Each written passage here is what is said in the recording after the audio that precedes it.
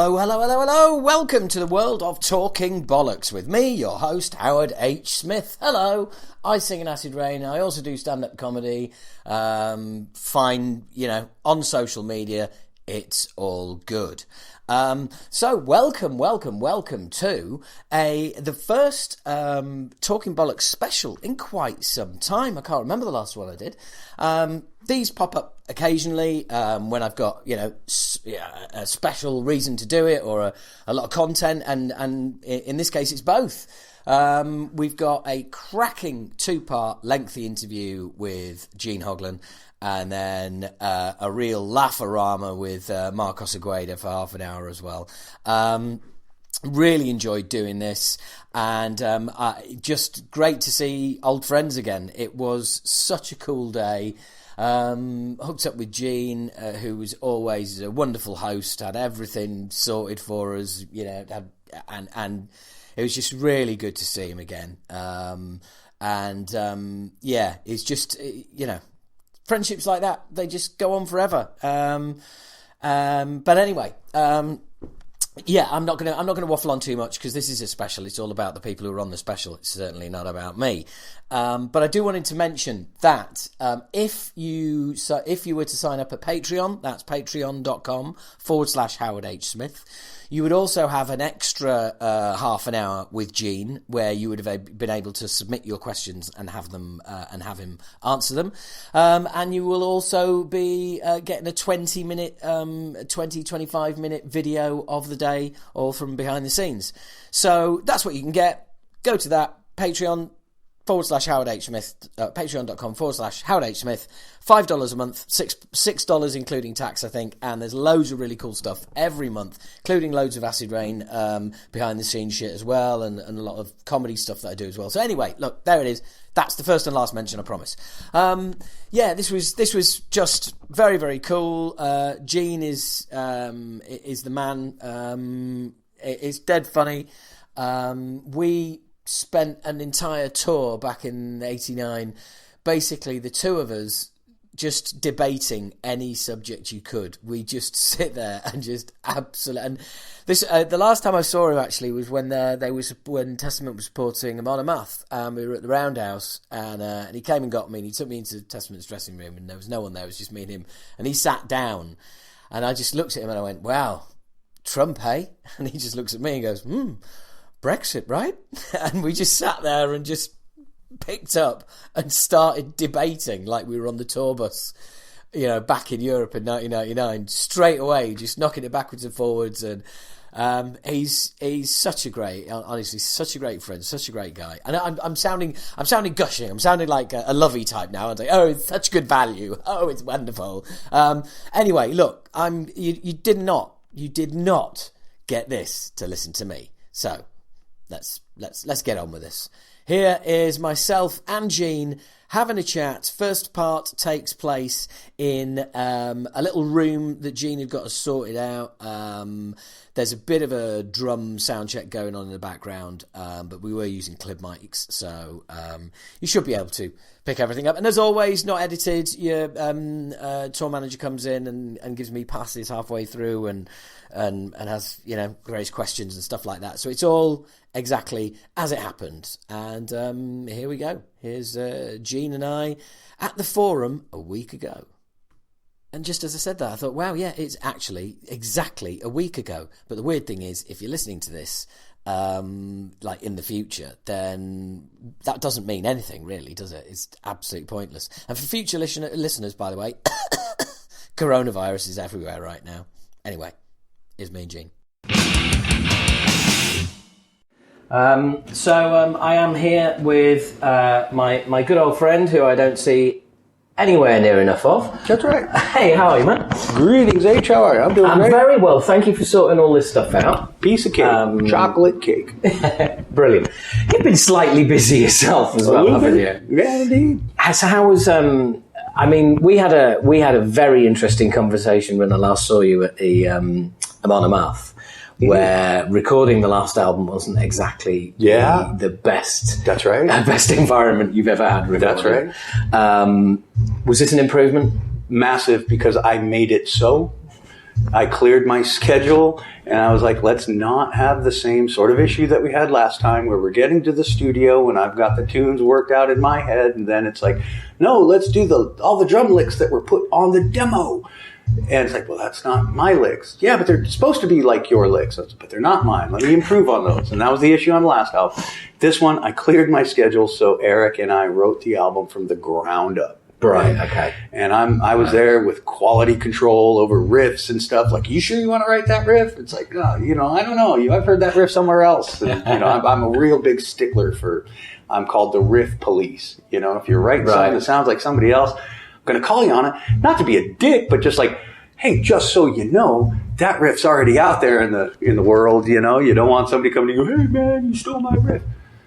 Yeah, but you consume a lot of music, right? I do. So and not everyone does. Some people are very much kind of in their own kind of world. Mm-hmm. So it is kind of like your duty to go, like you say, that is out there or something very similar. You may not be aware. Yeah, I'm just making you aware, and that's all. So that was my main gig on this, and so it took us around 6 months or so from the first jam session to the recording. And one thing that we did is when we had the songs pretty much ready to go, we had them all demoed up to a large degree. We got in the studio and I tracked the drums for 19 days straight. And the first 10 days or so, or even more, we were demoing the songs. So it was like pre-production demo. Usually when you do a pre-production demo, you take some time, you come back in the studio later and you do what you did on the demo or you fix stuff up.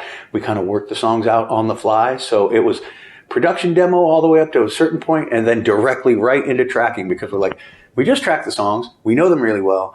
The arrangements are as much arranged. You do some...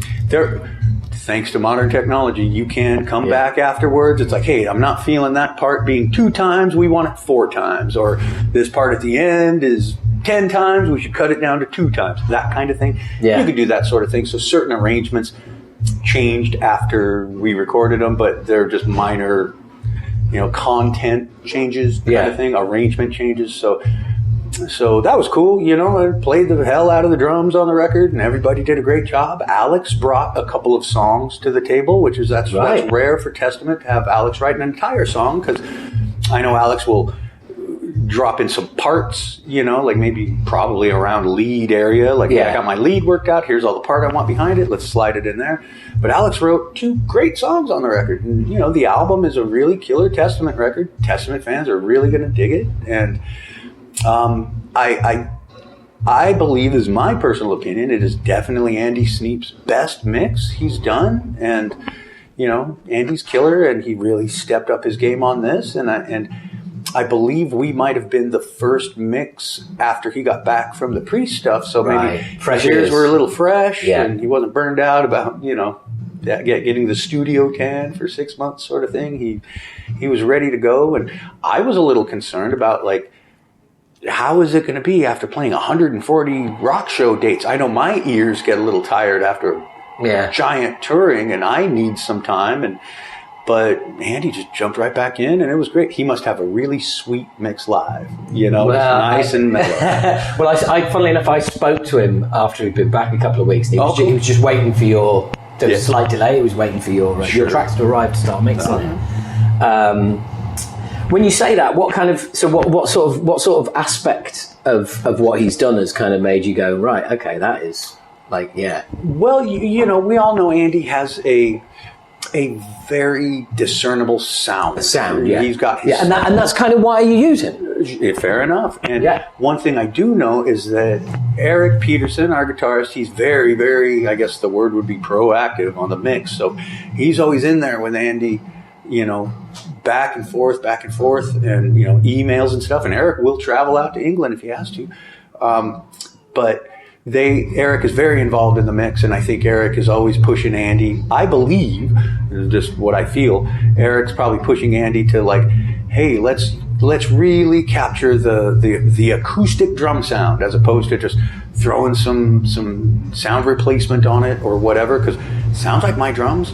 And it sounds really good. Everything's really crisp and really awesome sounding. The guitars are really present, and all is well. So, good job. And I think Testament fans are really going to dig the record. It's quite a varied sound for Testament, but it's all very Testament. It's very melodic, but not in silly ways. It's just, Chuck has been a melodic vocalist, we all know, and the melodies Chuck's throwing out there on this, he challenged himself quite a bit.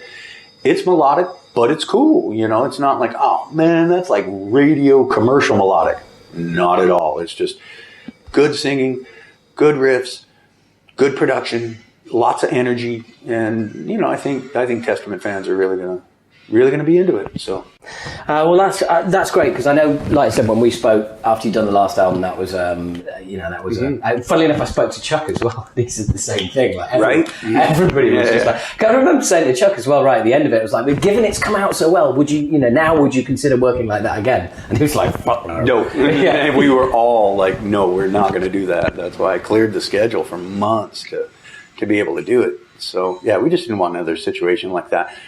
Fortunately, the last album came out really good. It was good and aggressive, and darn tootin' it was aggressive, man. We were pissed. So, and this one is like I say, it's still really, really good, and people are gonna be stoked on it. Totally. Like, we're gonna debut the brand new single tonight, so we're gonna work that out and sound check a little bit. Awesome. I look forward to filming that. Don't worry, it won't go online. No, we're gonna tell everybody tonight. Film it. Put it online, live stream it, do whatever you want, because apparently there's some issues with this venue letting us use their Wi-Fi and their streaming service. So we're going to be like, fuck you, do it anyway, man. Yeah. So absolutely. We're going to tell people, film it, live stream it, do it. So Chuck's going to tell people right then and there, get your cameras out, do what you want. We're going to be filming it and put it on the Testament site, I'm sure. So, because we cannot live stream it the way we initially intended. So we're going to figure out a way to do it. Yeah, well, and like you say, when you've got a room full of 2,000 people who, it's like, well, go for it. Yeah, do it. Who's going to stop that? Yeah, right. Totally. So did you, I know did you nearly die on the ferry? No. That was brutal. It was the most brutal travel experience I've ever been through. We've all been through, massive turbulence on planes and all that sort of stuff. And this was that to a much larger degree. But hey, instead of getting thrown around a plane, you're getting thrown around your boat cabin where you got a bed. It was crazy though. Like it felt like a plane was doing a very harsh landing, like 40 times in a row. Right. That's, it's like I actually levitated quite a few times, and like, in those ferries, your cabins aren't spacious by any means, and so your bed's kind of right here, your bathroom toilet is right there, and trying to get to the bathroom is challenging. You can't make it, and then trying to come out of it, do your stuff, come out, and like just trying to fall into your bed, which is right there. I'm trying to get in. I cannot, the boat's going this way. And now, okay, I'm going to just jump and see what happens. And you jump, you levitate, and then the bed just kind of falls underneath you, and then you land in it. So that was crazy. But I was kind of chuckling at the whole thing. Like, this is nuts. But I was never, I don't get too fearful of my life or anything. I'm like, we're on a boat.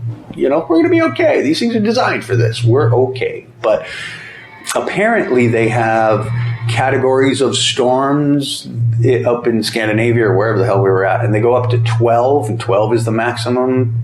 And we were at a category 11 that we went in. And people were on both sides were like, frankly, we don't know how they let you guys go. Like, you were the only ship on the sea that day. Wow. Everybody got shut down. And I know there was a mention that we lost the equipment truck. It's like, we didn't lose it. It just didn't. It had to go on a separate cargo ferry that never left the dock. So when we got over to Finland, Exodus and Flake, Exodus and Death Angel were kind enough to let us use their gear because they're pulling trailers. So we jumped on the Testament gear. On the Death Angel drums, and we borrowed gear from those guys and made the show happen. But the thing is, it's like when something like that happens, it's like is it almost like this is actually quite fun, this is quite a challenge, it's like, great, this is like being thrown back into those, I'm going to turn up at a venue and I don't know what I'm playing, and I haven't done this for fucking years. That's all it was. Yeah, it was fine, man. We made it happen, and fortunately, Will Carroll from Death Angel, he is an open-handed drum player like I am, and his setup is relatively similar to mine, so it was easy to just kind of swap over there, and we've got great crews, and everybody, we're all family here, you know. Yeah. Exodus, Death Angel, Testament, the crew, everybody's super cool with each other, so it wasn't no thing, you know, like, hey, let's help you guys out. Like a couple of days ago, Death Angel and Exodus missed their ferry, so we were all prepared when they got here to just help them get their shit. They didn't show up. Where was it? It was in Bristol, and they showed up at like 5:30 p.m. sort of thing for the gig, and you know, we made sure to just have a lot of loaders ready and just help them out any way we could. So it reciprocates sometimes. Yeah, and so, you know, tours like this get talked about and never happen. Okay, yeah, sure. You know, for it to not only happen, but for it all to kind of like sync together with the new album coming out and everything else as well. It's just like, that's awesome. Yeah, man. You know, and let's say just really different. The stars aligned on this one, and I know we've talked about, you know, but all three bands have talked. We've toured with Death Angel and we've toured with Exodus, but all three of us together hasn't happened yet. So, you know, you got some of the, I don't know what the number would be, big 7, big 8 or whatever. You got some of the big 8 together anyway, you know? Like, yeah. And we're twice the original 6. Yeah. The original 6, the fairly large 8. Yeah. There you go.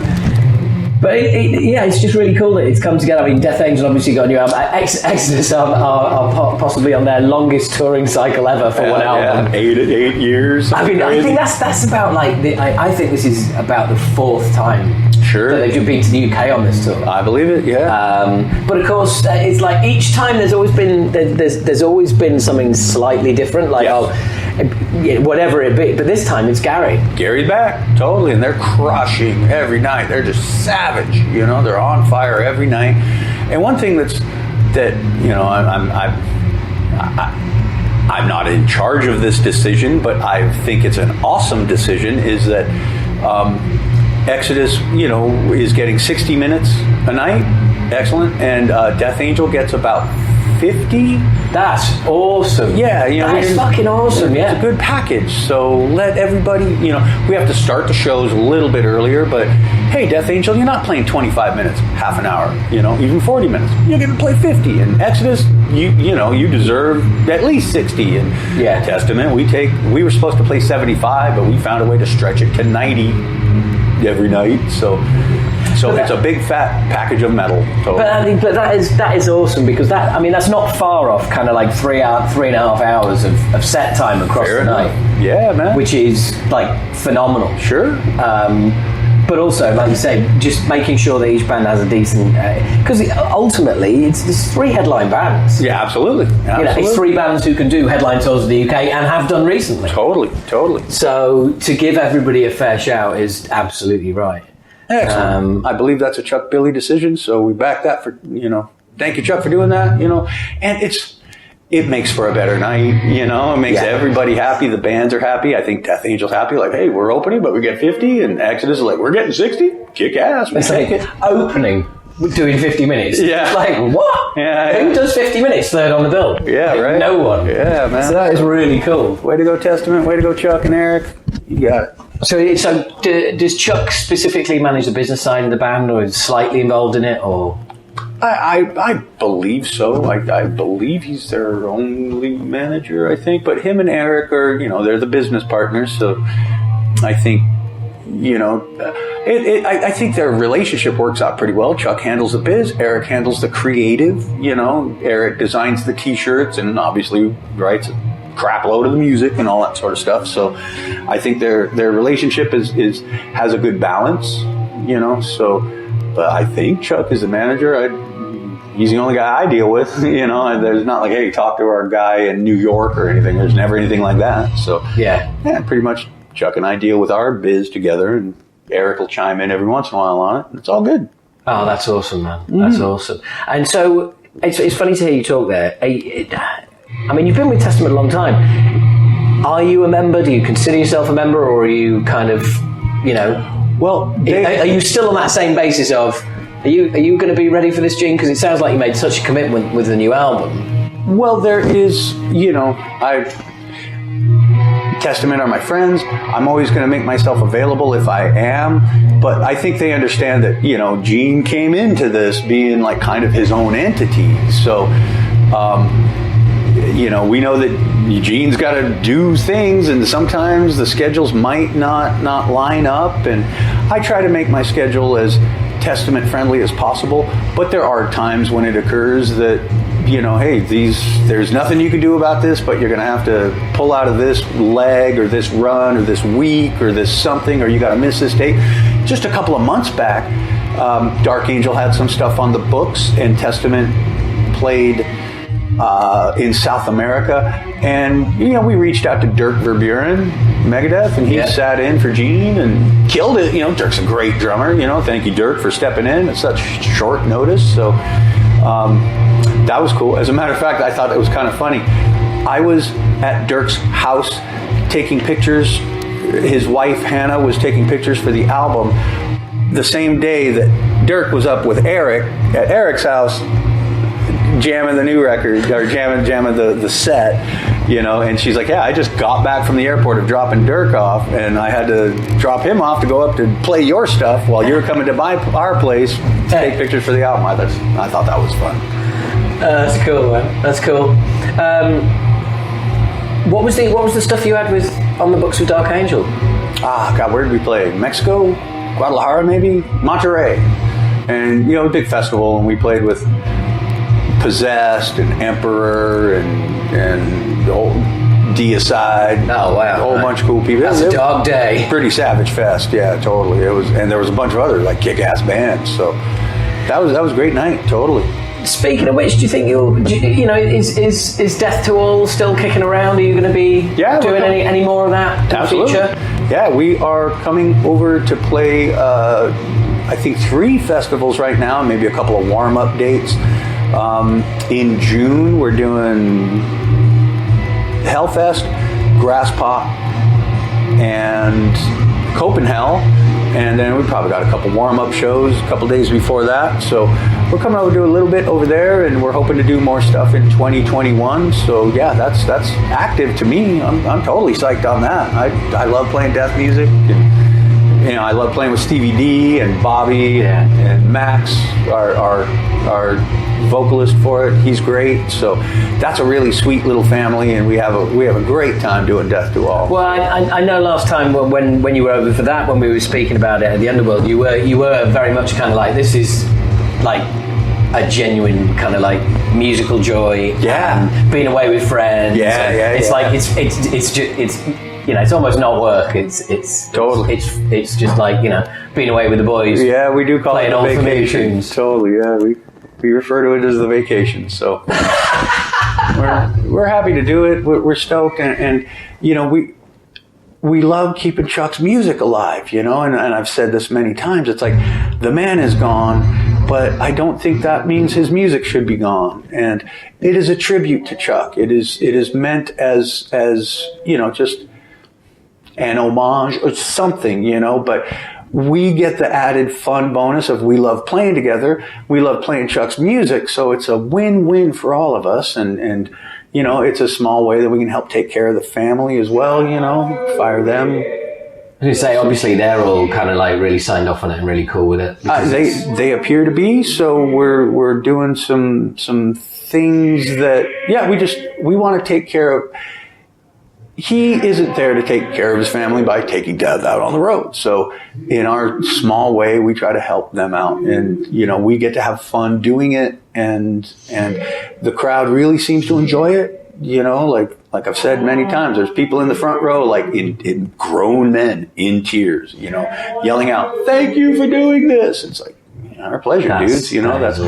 That's what it's for. So it's just a night of like. I know it's death metal, but it's supposed to be a night of good times and, just remembering, You know how, like, I know Death is such a landmark band for so many folks that, you know, maybe when we're playing at night, certain songs will take you back to that certain time when you heard it the first time and it was all magical and really awesome. And if you get to relive that sort of thing for a few hours, killer, you know? Yeah. Totally. Yeah, what's really weird to me is the thought of younger people going to the show who literally weren't alive. Correct. You know, when Chuck was not alive when they were born. Yes. And they're coming to your shows and still experiencing his music. And that's what we get, you know, when we're chatting with dudes after the show. That's what a lot of the younger dudes are like, fuck, it's been my favorite band. I never got to see you guys, obviously.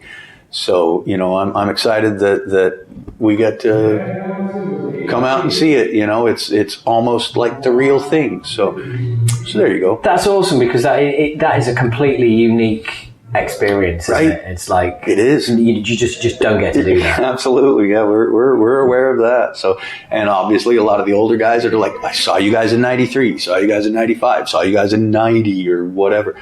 You know, they're like, I never thought I'd see this again. You know, so well, we were supposed to tour twice with Death. Wow. And okay. in fact, there's posters with our logos. Nice. You know, you'd say like, Sure. yeah, here we just never happened. I mean, you know, for whatever reason, I think it's just Chuck both times just decided that it happens. Yeah. Yeah, he just didn't want to go. He didn't want to do it. Sure. And of course, then there was that horrible tour where it was everyone but Chuck. Absolutely, that was bizarre and odd, but yeah, you know, that is one thing that Stevie D has mentioned in you know, quite a few interviews is that when he and I joined, it was kind of like, you know, we're not going to let stuff like that happen again, you know, because Chuck could be pretty complicated and, you know, ready to pull out of something at any moment if it felt weird to him. And it might only feel weird to Chuck, but to the rest of us, it's like, dude, this is okay. Don't be squirrely about this. And Stevie D, you know, he is an original member of Chuck. Like, he goes back to Scream Bloody Gore. He was there pre-Scream Bloody Gore. So that's where it's like they are. Well, hi. Yeah. Sound check is about 15. Okay, you got it. Running a little bit early, but you guys Oh, good. You got a big song tonight. Yeah, I know. Cool. Yeah, I'm ready to Sound play check 10 coming up. times and sound check if we have to. Thank you. Yeah, where, you know, Steve and Chuck, you know, they were best friends. You know, like Steve is the closest person that I know alive that was tight with Chuck. So, you know, Steve, when he and I got together, we're like, we're not going to let that happen. We're seasoned enough in this business at this moment that we can tell when something's really squirrely, and it would be like, okay, we definitely don't want to do this tour or something. But none of that's come up, Chuck. So let's just kind of, we'll get you moving towards the tour, and we're not gonna cancel any tours, and we never did. So that's pretty good. Yeah, I think it was that more a case of kind of like just kind of taking the situation in hand, where previous lineups may have been a little bit more reverential to like Could be to Chuck, whereas you were kind of like, well, no, you know, if we're going to do this, then we're going to do it properly. I think it was that, and I think Chuck respected that and was like, hey, these two guys got my back. Maybe he didn't feel that with any other lineups, but we were all pretty solid by the time we were getting, you know, into the touring cycles of individual thought patterns and all that.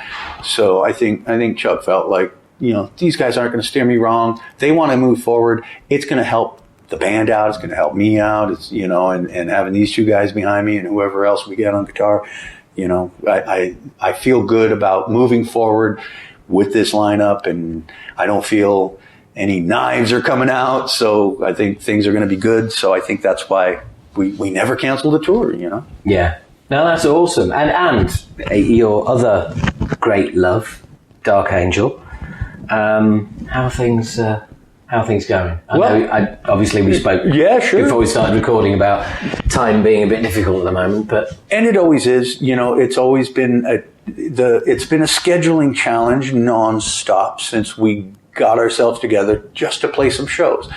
And at that moment, you know, Jim had some riffs together and some tunes together. And I was like, holy shit, these are killer. God, I got tunes, you got tunes. We could pull from some of the old catalog, unreleased catalog if we had to. we can get this album done super quick, and it's going to be killer. It's going to destroy everything. And then life hit, you know, and so I appreciate everybody's patience, and I keep saying that, but the last few years, we are rather schedulally challenged because obviously what I do. And, you know, when Jim left Dark Angel, he got himself a killer career. And so he's trying to work his career around, or work Dark Angel into his career that he's just had for years. And this was a surprise to him that the band even came out of the woodwork again. So he's trying to juggle what he can, and I'm trying to juggle what I can. And the fact that I live, 3 hours away from Jim. And so when we get together, that's always been the best way that we write, just face to face, guitars in hand. We bought ourselves a little electronic drum kit. Jim's getting a little better with his interfacing and being able to track us. So we'll write some riffs, get them together. I'll sit on the kit, bash out some beats, track to that. And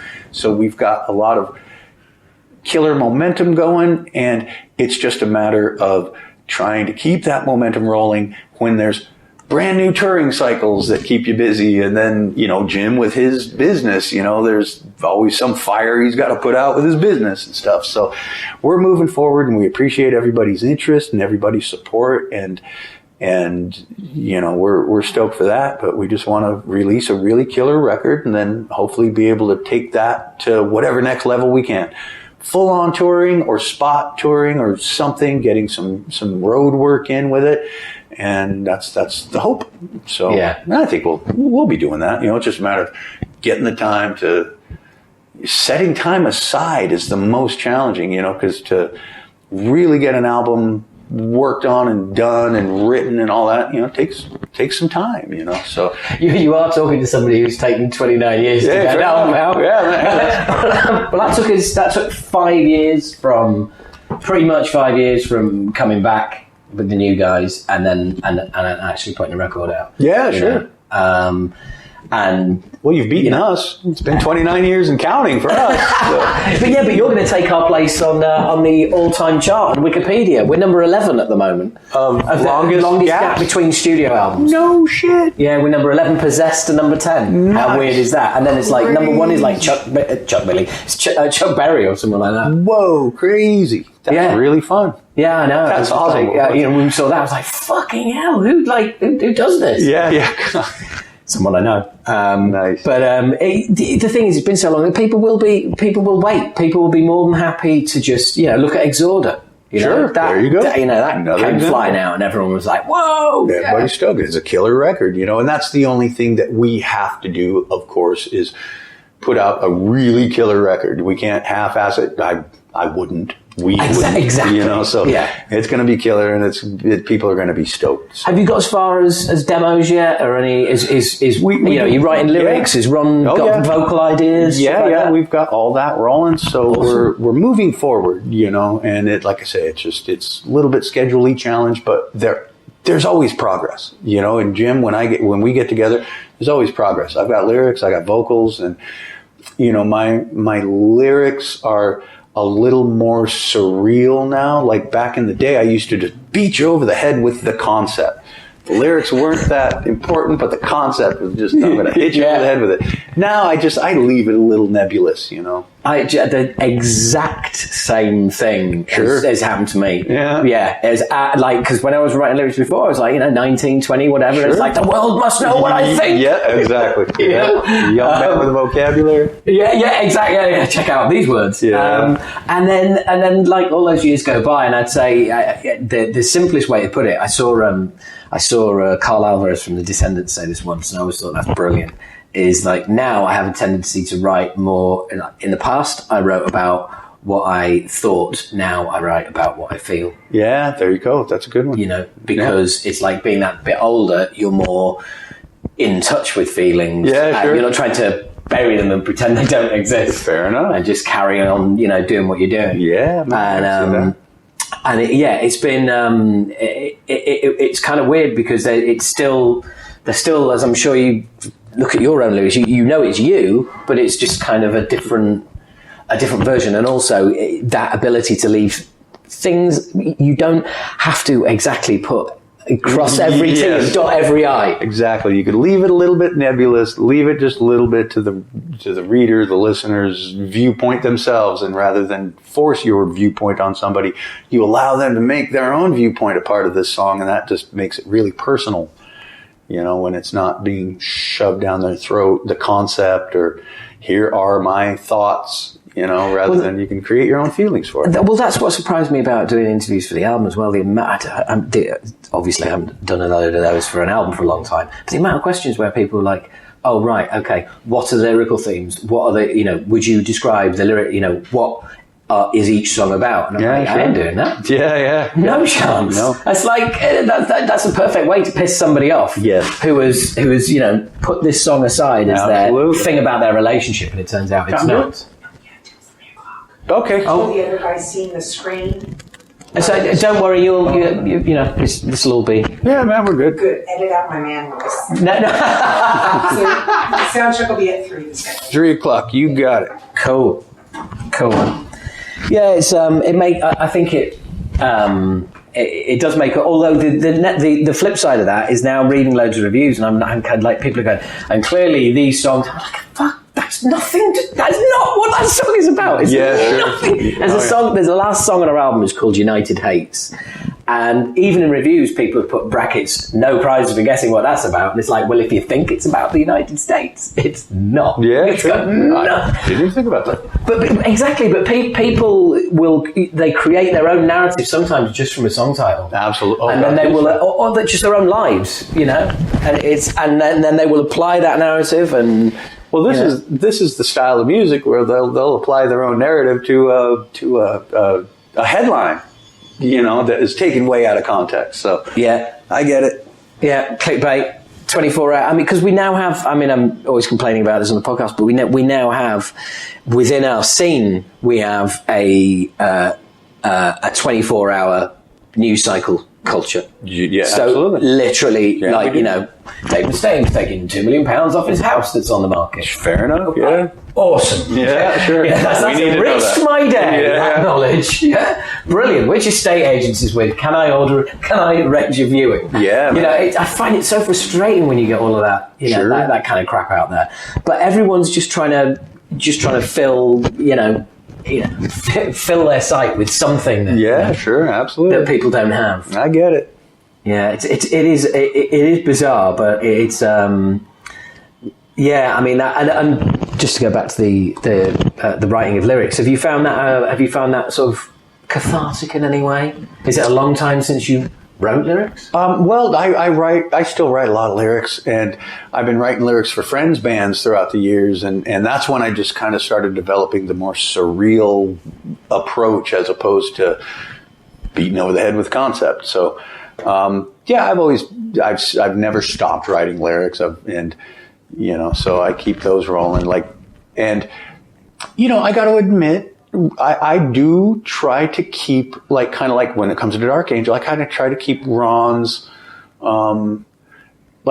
voice range. Oh, definitely. But I also try to keep his sensibilities involved. You know, I try to, because Ron's life has moved into different avenues since we used to write about what we used to write about. Yeah. So it's not a challenge. It's a welcome challenge. You know, it's like I've never really sworn in Dark Angel lyrics, and Ron doesn't swear. Believe it or not, that big scary tattooed guy does not swear. So I'm not going to put swear words in lyrics, and I'm not going to. It's easy to. Back in the day, I was writing about a lot of really psychosexual subjects, and it's easy not to write about those, but write about something else equally as interesting, but, just a little more on the surreal side. So, do you know what? That reminds me of something. I've just remembered a conversation that we had on a bus in Europe. Yeah. All those years ago. Sure. And I think it was the CD booklet of Leave Scars. Okay. And there was one song where you'd written a verse, and the first letter of each line that was Leave Scars. then spelled out a word. Yep. Down there. But on the CD booklet, it flipped over. Oh yeah, so it spread across 2 pages. Yeah. And no one's gonna fucking get that. It's so annoying. Fair enough. Yeah. I think that's called an acrostic. And that was in the song Leave Scars, and I just spelled the word darkness with every first letter. On the next album, I used the same thing in the final song of that album, which was called A Subtle Induction. And that was... Some of us know what that's about. Yeah, that was a song about Bambi. Yeah. About the movie Bambi and what a twisted one. And so there's an acrostic. If anybody reads the final verse of that song, what the hell's it called again? Subtle Induction. Subtle Induction. It spells out Bambi. You know, so and no, I had never noticed that. Yeah, it's subtle little humor. Like, you know, it's we're all grr and scary metal, but you know, we don't take it 1,000% seriously. You can inject a little bit of humor, whether it's dark or whatever. There's always that aspect. So, you know, the LA caffeine machine. That's not I remember that. Blood curdling machine. It's kind of a cute nickname. So yeah, no, I remember that. And then, of course, the everyone's favourite Dark Angel album, Live Scars. Oh, that's a great one, isn't it? That was a weird move. That was a weird move, just like... It was just a stopgap measure till we got the next album, because it was starting to be historically Dark Angel. Takes a long time between records, and we were on that one. We lost a member, so we had to get another member and then get the writing thing started. And that was just all that album was it was recorded. We have there's a radio syndication service in the States called Westwood One. And, you know, they would just record concerts and play them on your local radio station. And this was recorded for one of those situations. So it was as live a recording as you can get. There's no overdubbing like every other live record ever. And once the show was done, the recording was done. And we all come from the era of your productions don't have to be great. And that was a strange sounding record, like Dark Angel albums tend to be. So it was just something where the record label was like, do you mind if we put this thing out just to, you know, keep your name out there, and we know you're writing a new record and all that. And we were like, okay, yeah, sure. You know, so it's a rather obscure record, but I know a lot of our friends came to us and said, hey, thanks for thanking me on it, you know? Well, that's my favourite part of it as well, yeah. That's about the best part of that album, the liner notes. Well, look, I've got some questions from subscribers, so I'm gonna stop here and squeeze those in before you have to go and sound check. Okay. And we can pick this up afterwards too if you want. Yeah, but do you know what? In which case, then let's carry on and we'll do those questions. Okay, we'll do those questions afterwards. Okay, that sounds good. And I would probably start because I just got a text from I just got a text from my tech Jeff saying the kit's all mine, and get down here. Yeah, he's saying the kit's mine, so I should probably go do that. Cool. All right. Well, we'll reconvene in a bit. Absolutely. Yeah. Cool. Man. And so off Gene went to go and do his sound check, and then we came back and had another little bit of a chat, and you're going to hear that right now. This time we're on the tour bus. So we pick up having just sound checked and everything. And you're cool with that. Back in London again. I mean, you know, Testament's keeping. Is it kind of like?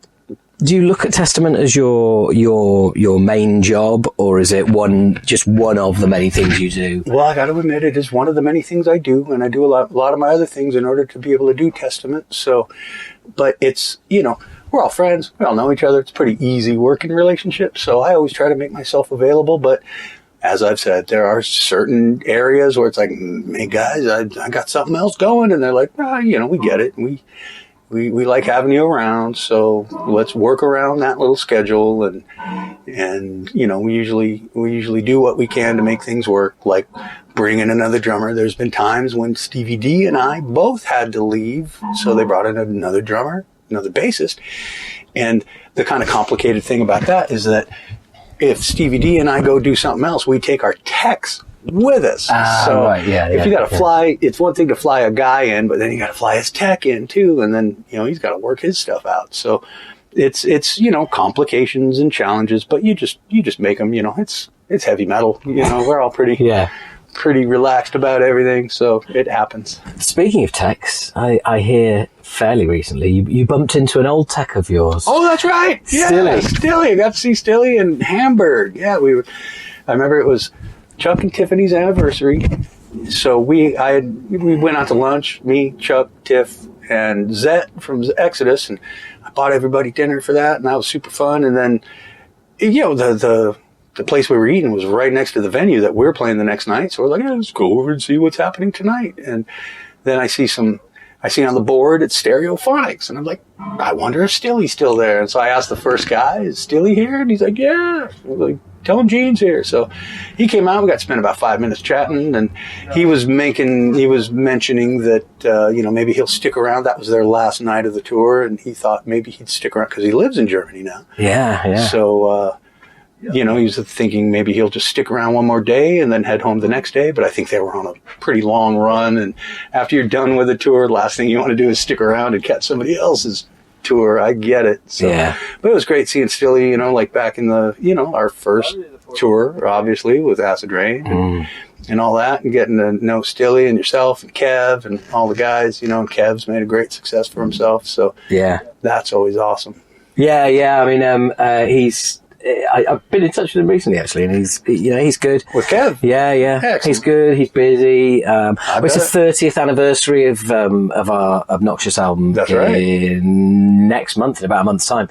So I've been in touch. We're just trying to put some like video clips together and stuff like that. Just everybody who like either worked on it or and fans talking about it and stuff like that. Cool, man.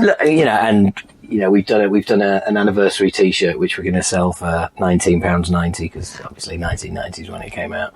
Nice. And we've asked the label and said, can you, because they've reissued the vinyl, and it's like, look, it's only discounting it by 10p, but it's just commit. It's like, we can't do it on our system. Technology. Yeah, I know. It's like it's 10 pence for fuck's sake, Well, get ready to start mailing out 10p's. Yeah. People start complaining as well. Yeah. Spend 30p to send 10. What are you listening today? What are you listening to these days? At this moment, the thing I'm listening to most is, and it's usually like this, is I'm usually listening to the next project. Right, yeah. And so that's what I am deeply immersed in right now, and we're going to work out all the logistics as we go, but I've been heavily listening to the new Bear McCreary solo album demos. And right, okay. What he's been sending me. And for those who aren't familiar with who Bear McCreary he's the man behind the soundtracks for like that latest Godzilla movie and like the latest Child's Play, and he also does The Walking Dead. It sounds like a really interesting project. Oh, it is so amazing. It is so incredible, and he's a total absolute metalhead. The stuff he's writing, it runs the entire gamut of, there is some wonderful pop songs on there, but only a couple, and the rest is like fucking such interesting, engaging, savagely heavy metal that this project has my name all over it. And that's interesting. Has it got that element of he's a musician, but he's not a musician? So hence what you're getting is a mixture of stuff like, wow, that's like a great pop song, and then there's this like fucking. I think that's a testament to his absolute well-rounded musicianship, because you can write these crazy, and there are definitely elements of soundtrack-y elements on it that are, this is right out of a soundtrack, and other things are like, wow, that's a really, really well-written pop song, so, and then some of the metal on it is just savage as fuck, so it's really cool. I'm really looking forward to that. We're looking to hopefully track that in the June area, and there's like 27 songs on it right now, and so I'm burning my head 27 killer tracks, so and so is it going to be an instrumental album? Is there other people involved? There are. Is it going to be a so-called sort of super group that are going to put this together? He's going to have a bunch of different vocalists on all the songs, and the sky is the limit for who he's reaching out to. Like for instance, I'm on the Godzilla King of the Monsters soundtrack. We did a version of Godzilla, BOC's Godzilla, and we did this very quirky, very Japanese-oriented version of it, and he had Serge Tankian on vocals, and I know Serge is, jumped on the project to sing one of the songs on there, maybe more, but he hasn't pinned down who exactly he's having, but I mean, it is, I'm throwing out ideas to him all the time, and he's like, wow, I didn't even think of that guy. You think we can get him? I'm like, I think so, like big people, Yeah. As well as, like, I hear a song on there that Steve Perry would be great on, and no harm, no foul to reach out. The worst you're going to get is like, no, don't have time. But some of the people I'm talking about, I'm mentioning, I can hear their voice on this, believe it or not, are people that are so far outside of the metal genre that, and you never know, maybe that person, that huge pop star might be like, I'm familiar with the name, I love The Walking Dead, and I wouldn't mind doing a cool, kick-ass, like, one rock song, metal song that's outside of what I do. I'm down for that. You never know. So we'll see where that goes. But that invariably as well for musicians, artists, actors, whatever, that appeal of kind of getting out of the comfort zone, doing something else. I mean, that after a time, that is what you crave more than anything. I bet. I could see that. Yeah, totally. Because there is that getting out of your lane and just getting out and doing something. You've got like, right, this could be fucking brilliant, or I could just fall flat on my face. When you're throwing all caution to the wind, man, you have there's no choice but to land on your feet with it, because you're trying, and if you attempt something that's way out of your comfort zone, it's never going to be bad, because people aren't used to your voice in this context to begin with. So it's a win-win, really, all over. Yeah, I mean, well, funnily enough, what you were saying about, like, getting people involved with stuff, and, like, reaching out to people. This is a weird one. We've actually got Suzanne Vega guests on our album. She's the old pop. Wait, did she do Luca? Okay, I remember Luca. Yeah, Tom Steiner. Yeah. I remember that. Yeah, I mean, cool. I've been a fan since I was a teenager. Yeah, sure. And we worked a cover tune out off one of her albums, and Pete, our bass player, who's coming tonight, he said there's an intro, and I just say this one line, there's a ringing in my ear, and he was like, why don't you get Susan May to do that? And I was like, oh no, I don't know what it is about. Sometimes somebody. I think that's a fucking great idea. When he first said it, I was like, nah, forget it. And it took literally about 6 weeks for me to go, what is wrong with me? That is a fucking great idea, And I was like, rang him up and I went, look, I just want to say that was a great idea. And I don't know what was wrong with me, And so she did it. Excellent. That's like insane. Well, at least you got her to track it before she croaks. Yeah, man. Yeah, we'll get Ozzy on next. Man. But no, it's always fun doing that stuff. And that reminds me, haven't you done some Deathlock stuff as well? We played a show in November, and that was really cool. That was awesome. And that was kind of an olive branch from the network, because, it ended not so much acrimoniously, but there was somebody involved in the network that, just was always a pain in our ass to get stuff done with. But, I believe that person might be on to other ventures outside of the network. So they reached out and said, do you guys want to play this show? And it was a great show. It was at this brand new stadium in Los Angeles called the Bank of California Stadium. And like Iron Maiden played there, and a whole bunch of folks played there. And the show was awesome. It went great. We didn't get to use our regular Death Clock lineup, which is myself and Brendan Small, of course, and then Mike Keneally on guitar and Brian Beller on bass. Both those guys were committed to other projects at the time. I think Keneally was out doing Devon at the time, and Beller was doing his Aristocrats project, so we couldn't have them. So we brought in a couple of just guest players for the show, and one of the third guests that we had was my wife Laura. Brendan said, "Hey man, have Laura come out and play some stuff too." And my wife is a killer. She's a destroying guitarist. So that was fun for me. And she loves Death Clock, so she was like, that was just a cool night. It was really cool. That's amazing. Yeah, Brandon was stoked, and everybody was stoked. So that was cool.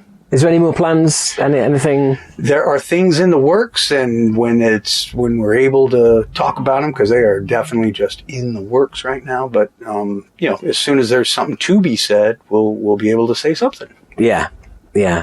So there's okay. I can't push you on that, but it's like it certainly sounds like things are kind of gathering some momentum again. We hope so. Absolutely. I hope so, because I love Death Clock. I love Metalocalypse. I love the shows. I love the tours. And, I'd love to bring Death Clock over to Europe, bring Death Clock over to England. I think we do pretty decently over here, at least if it ever gets brought up. And I get asked a lot, especially in the English-speaking countries out there, like, hey, what's up with Death Clock? And, I think they'll ever come out here. And, I'm like, I'm all for it. If there's interest, we'll investigate. Absolutely. Yeah. And I think there would be, like, we play places like this, no problem, do a little 10-date run of England or something, the UK, all around, and I think that'd be cool. But I'm totally just going off the top of my head speculating. Yeah. I'm not in charge of that. Yeah. It's above my pay grade.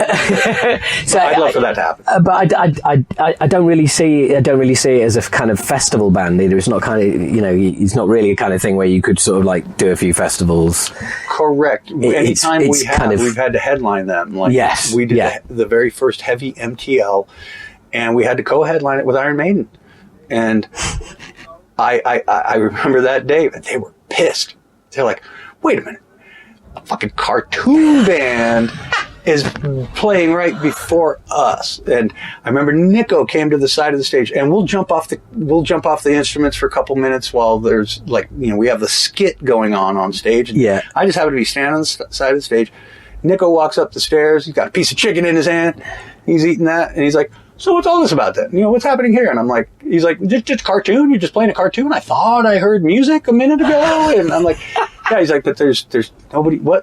Because we're not on our instruments, Yeah. It's like, give it a minute. This is just a little comedy sketch, stick around for 2 minutes and we'll be back up there showing you what we do. And maybe he liked it. I don't know, but but we have to go on at night, Yeah, that's what I was thinking, yeah. We did the Mayhem Festival a few years ago, and we replaced Megadeth, who were the third slot on there. It was Megadeth, and then, I don't know, maybe Godsmack, and then Disturbed, but we had to headline, so we played after Disturbed, and the whole crowd was into it, like Death Clock is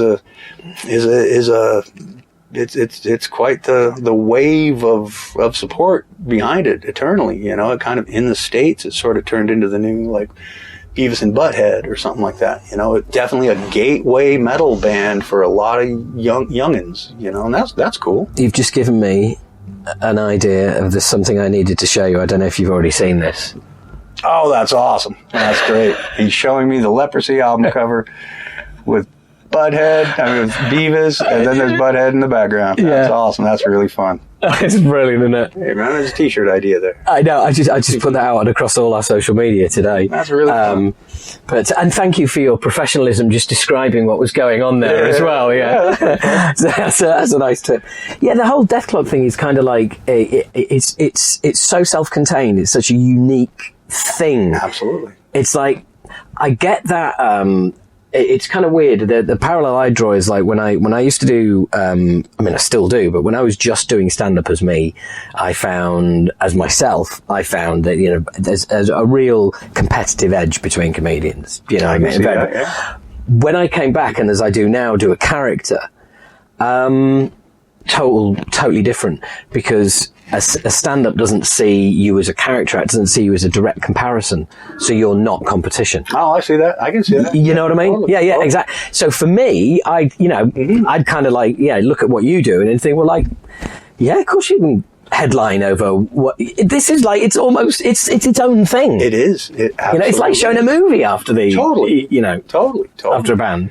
That's kind of the way I see it too. And one thing about Death Clock, I always felt this about strapping, is when we're playing, when we're doing live shows, like the strapping, I always felt like we were changing lives out in the crowd, maybe not all of them, but I always felt every night was a life-changing event for somebody out there. And Death Clock, it is definitely that way. You know, a lot of youngins are at the show, and you know, it ranges the gamut. You know, I have guys that are older than me coming up after the show, and they got the full on, you know, battle jacket going with all the patches and all that. And they would tell me, I've lived in this town forever. I've been to every single show, from the club gigs to the giant concerts. This was the best concert I've ever seen in my life. I got that a lot when we're on the road with Death Clock. So I'm like, we're onto something here. That's pretty cool. If you got the old veteran crusters that have seen it all and they're still coming up and acting like kids, excited and smiley and just like, fuck, super excited. That's really cool. When you can take a jaded old cruster like that and just make them smile and go, fuck, that was awesome. So that's pretty cool. Yeah. It's kind of like you say, you know, when you're doing something that is different, that is, you know, not that it could go, you know, one or two ways. Yeah, you know? Absolutely. And is that all Brendan, the production and everything else? That's his baby, it's his idea, and yeah, absolutely. He, you know, and he has a good team behind him, and so, you know, we've always worked really well, and since he did not really come from like a live musical background, you know, he was very wide-eyed going into the first tours and stuff, and he handled it brilliantly, you know. Like, I've watched him have technical problems on stage that would just make other guys just melt down and throw their guitars on the floor and stuff, but Brendan just powers through it. And he's like, you know, he's also a stand-up comedian. He's like, believe me, playing in front of 2,500 people a night and having a guitar issue, that's 10 times better than playing in front of 30 people on a comedy stage and like not vibing and all that. I'll take this problem over that problem any day. So that was always cool. That's somebody who's seriously grounded. He is very grounded. That's why I love working with him. As we all know, you know, and maybe you have aspects of this in your personality, but you know, you always hear that a lot of comedians, stand-up comedians, you know, that is their vent. That is their catharsis. That, you know, because they're troubled, angry human beings. Like Seinfeld admit, you know, like I get to get it all out on stage. And so he's always a super grounded dude. And that's why I love working with him. I love him as a man, love him as a musical partner or whatever. And that's all super cool. So any Death Clock thing that ever comes up, I'm always first one in line for it. Totally. Yeah. No, that's awesome, man. And yeah, I recognize some of those things, about stand-ups as well. Sure. And funnily enough, early last year, I got diagnosed with ADHD, which is like the least surprising medical diagnosis ever. Yeah. Believe that? Yeah. It's like, there's not one person I've told who's gone, shit. Really? Yeah. No doubt. And funnily enough, I thought, right, I've now got an answer for that question where people always say, like, you know, come up to you after a comedy show and they're like, there must be something wrong with you wanting to do this. It's like, yeah, there is. Yeah. It's called ADHD.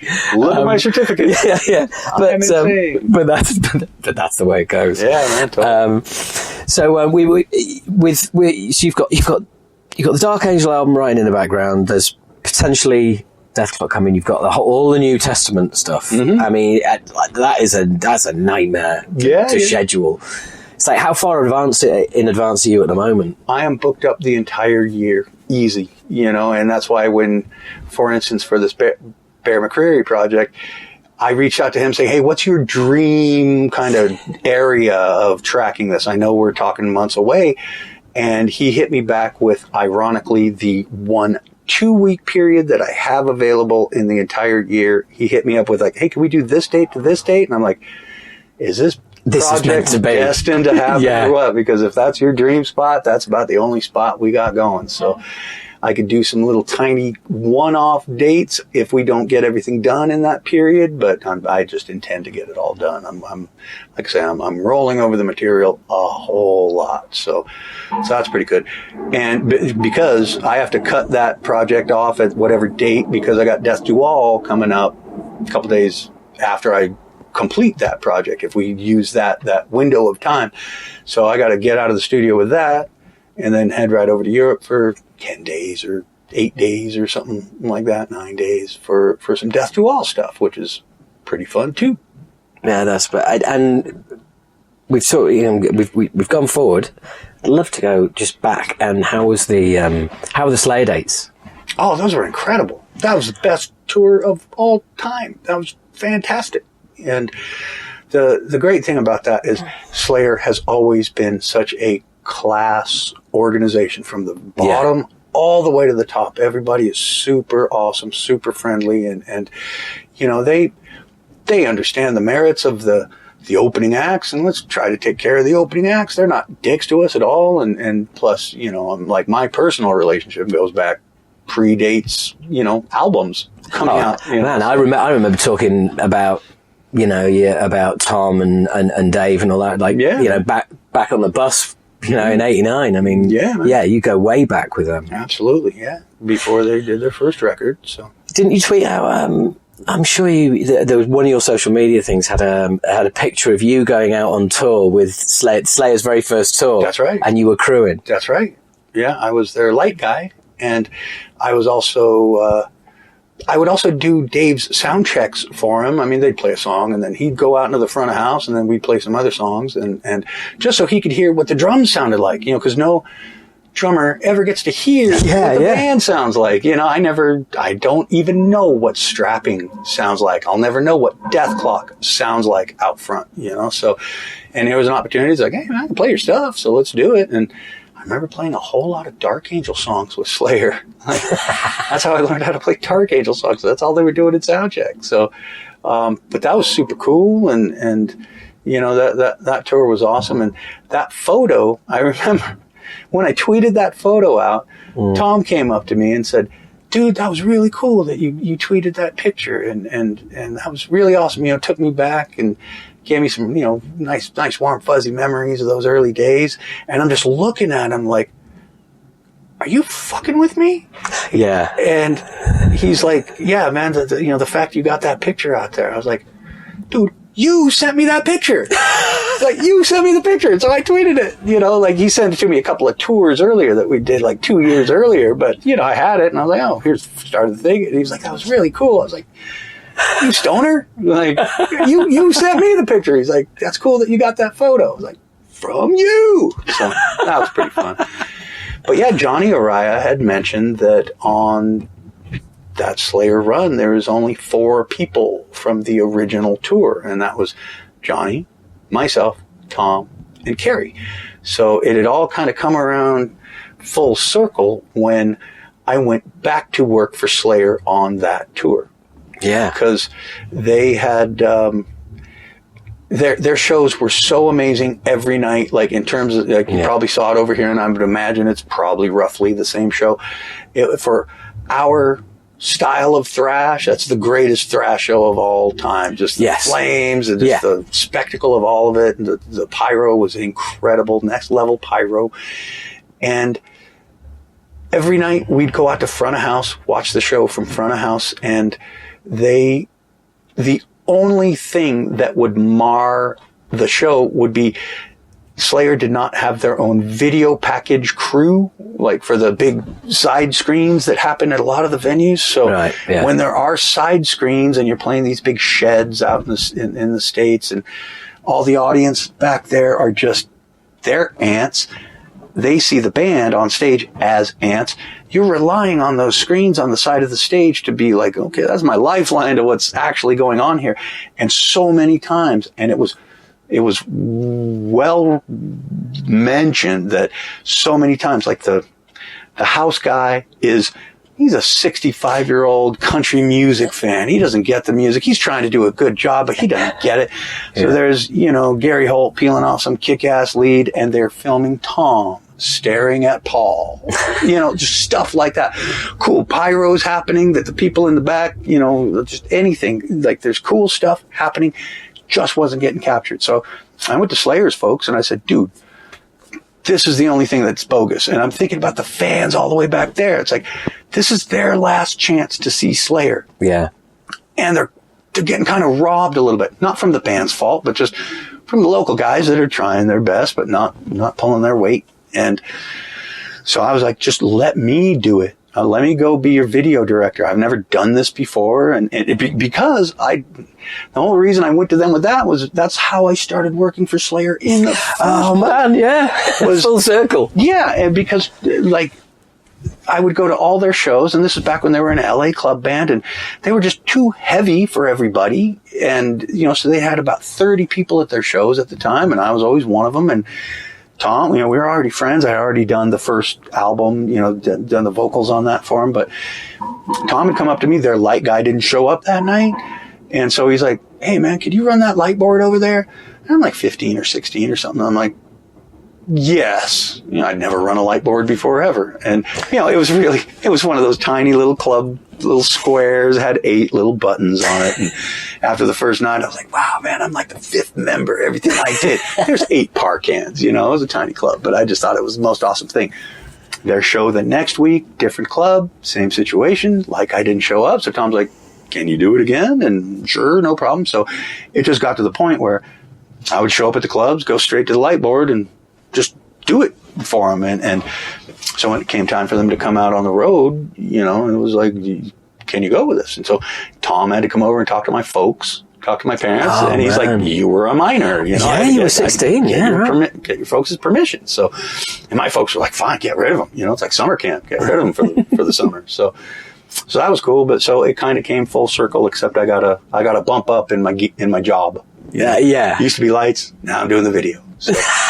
So did you end up doing it? I did for the rest of the tour and the next leg that happened. Gene Hoglan, video director. Yeah, and so and anytime Testament would play festivals with them over in Europe, like we did Wacken together and maybe Grass Pop or Hellfest or something like that, Patrick, their guy, would reach out and say, hey, I see we're on the same date. Can you do it here too? It's like, sure. And I think they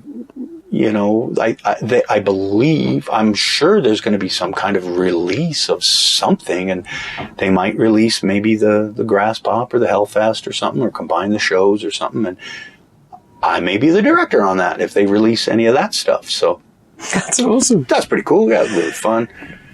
But I mean, I've heard from several people. By the way, it was the same over here. I saw the show, and what a way to go, man! I kind of walked out of that and I was like, yeah. Fuck. Totally. Yeah, man. And I'll tell you what, I have never walked away from a Slayer show where the crowd was so fucking quiet. Wow. It was like leaving a mass funeral. Holy moly. I mean, there was like one guy going Slayer. Yeah. And that was it. And I think everybody was literally just walking away going, right, this just doesn't feel right. Like, I can see that. And you're rocking out the whole show. And then the show finishes and Tom comes out and he takes his moment and he's looking people in the eye. He's taking it all in for the last time. And then, when he says what he says at the end of the night, that's when it's like the big cell door just slams. It's like, fuck, this is final. Yeah, that cell door on reality. Yeah, man. Yeah. Totally. And it's like, no, this is what we're left with. This is not the... Fucking hell, that was amazing. I can't wait to see him again. It was like, that's it. Yeah. I know they're the live band I've seen more than any other live band in my life. Sure. Saw them 2 years ago when they were good, but that was Brixton Academy. This was Wembley Arena. It was just, like you say, the scope of that show and everything else. Big time. It was phenomenal. It was absolutely phenomenal. Totally, right? And felt it amongst everybody as well. Everybody talking about it, saying the same thing, and just saying like that was just unfucking real. Yeah. And what a way to go! I mean, and they sold out. They sold out Wembley Arena. It was like, for somebody who's been into that band since, well, not quite as long as you, but as long as I have been, to come away from that final show, I felt proud. Nice. Yeah, man, cool. I felt really proud of my guys. They've and you can say it's only 50% of Slayer all you want. That show was as good as any Slayer show I've seen. Absolutely, man. Fully. That was just as good as the Rain in Blood shows, playing the whole album back to back and all the rest of it. Cool, man. It was it was phenomenal. Yeah, and they put a really brilliant package together as well. I mean, absolutely. I'm not a Lamb of God fan, but they went down really well. Of course. And having Obituary there as well, opening, that's so cool. Yeah. Although it was definitely when we walked into the arena, it just looked basically like there was a huge storm cloud on stage. Yeah, playing some brutal death metal. Yeah, and having Anthrax there as well, which is just the whole thing seems to have been really kind of curated. Yeah, I can see that. You know, totally. Did you do shows with Napalm Death on the bill as well? We did, and then we also the first leg had. Was it Carcass? No. First leg had Behemoth, but yeah, we had the Slayer Testament Carcass. That was 2017. So yeah, we had the old Behemoth on that one. So that was killer too, you know. Yeah, and there was also, but again, it's like things like putting Napalm Death on, and it's like it's just that. I don't know. I spoke to Barney about it, you know, and he said it was like they were great tours. You know, we were treated really, really well. Absolutely. You know, it's not really our environment, but it was a nice kind of a Slayer sort of nod of respect of you've earned this. Totally. You know, this is due to you. Yes, I agree with that. That's really cool. You know? And but then of course Primus as well. Yeah, what was up with that? Yeah. I mean, that's like what. The best thing about that is our guitar tech KY, who was Gary's tech. I can only imagine how he got that nickname. Yeah, well, his name is Kevin Young. So what disappointment. Yeah, right. He's like, no matter how old I'll be, I'll always be young. You know. Nope, you'll always be KY. Yeah, but he's got a Primus shirt that is designed after the Possessed Beyond the Gates album. For those of us that know, that is quality. It's brilliant. And, you know, especially since Larry, you know, I know he doesn't like chatting about the old Possessed days. So for that shirt, I was like, wait, what? Look at what? Holy moly, look at that. That's awesome. So that is fucking brilliant. Really cool. He might be wearing it today because he was wearing it. He's wearing it yesterday, the day before, so probably not. Oh man, that is awesome! It's a cool shirt. Yeah, I'm sure it's online. Check it out. No, I do. Those of us old crusters. Before you hit the stage tonight, I will have ordered that. Yeah, right. Yeah, very cool. I just bumped in. As I said, I bumped into Mark earlier, who was like, completely surprised because obviously wasn't expecting to bump into me. Who would?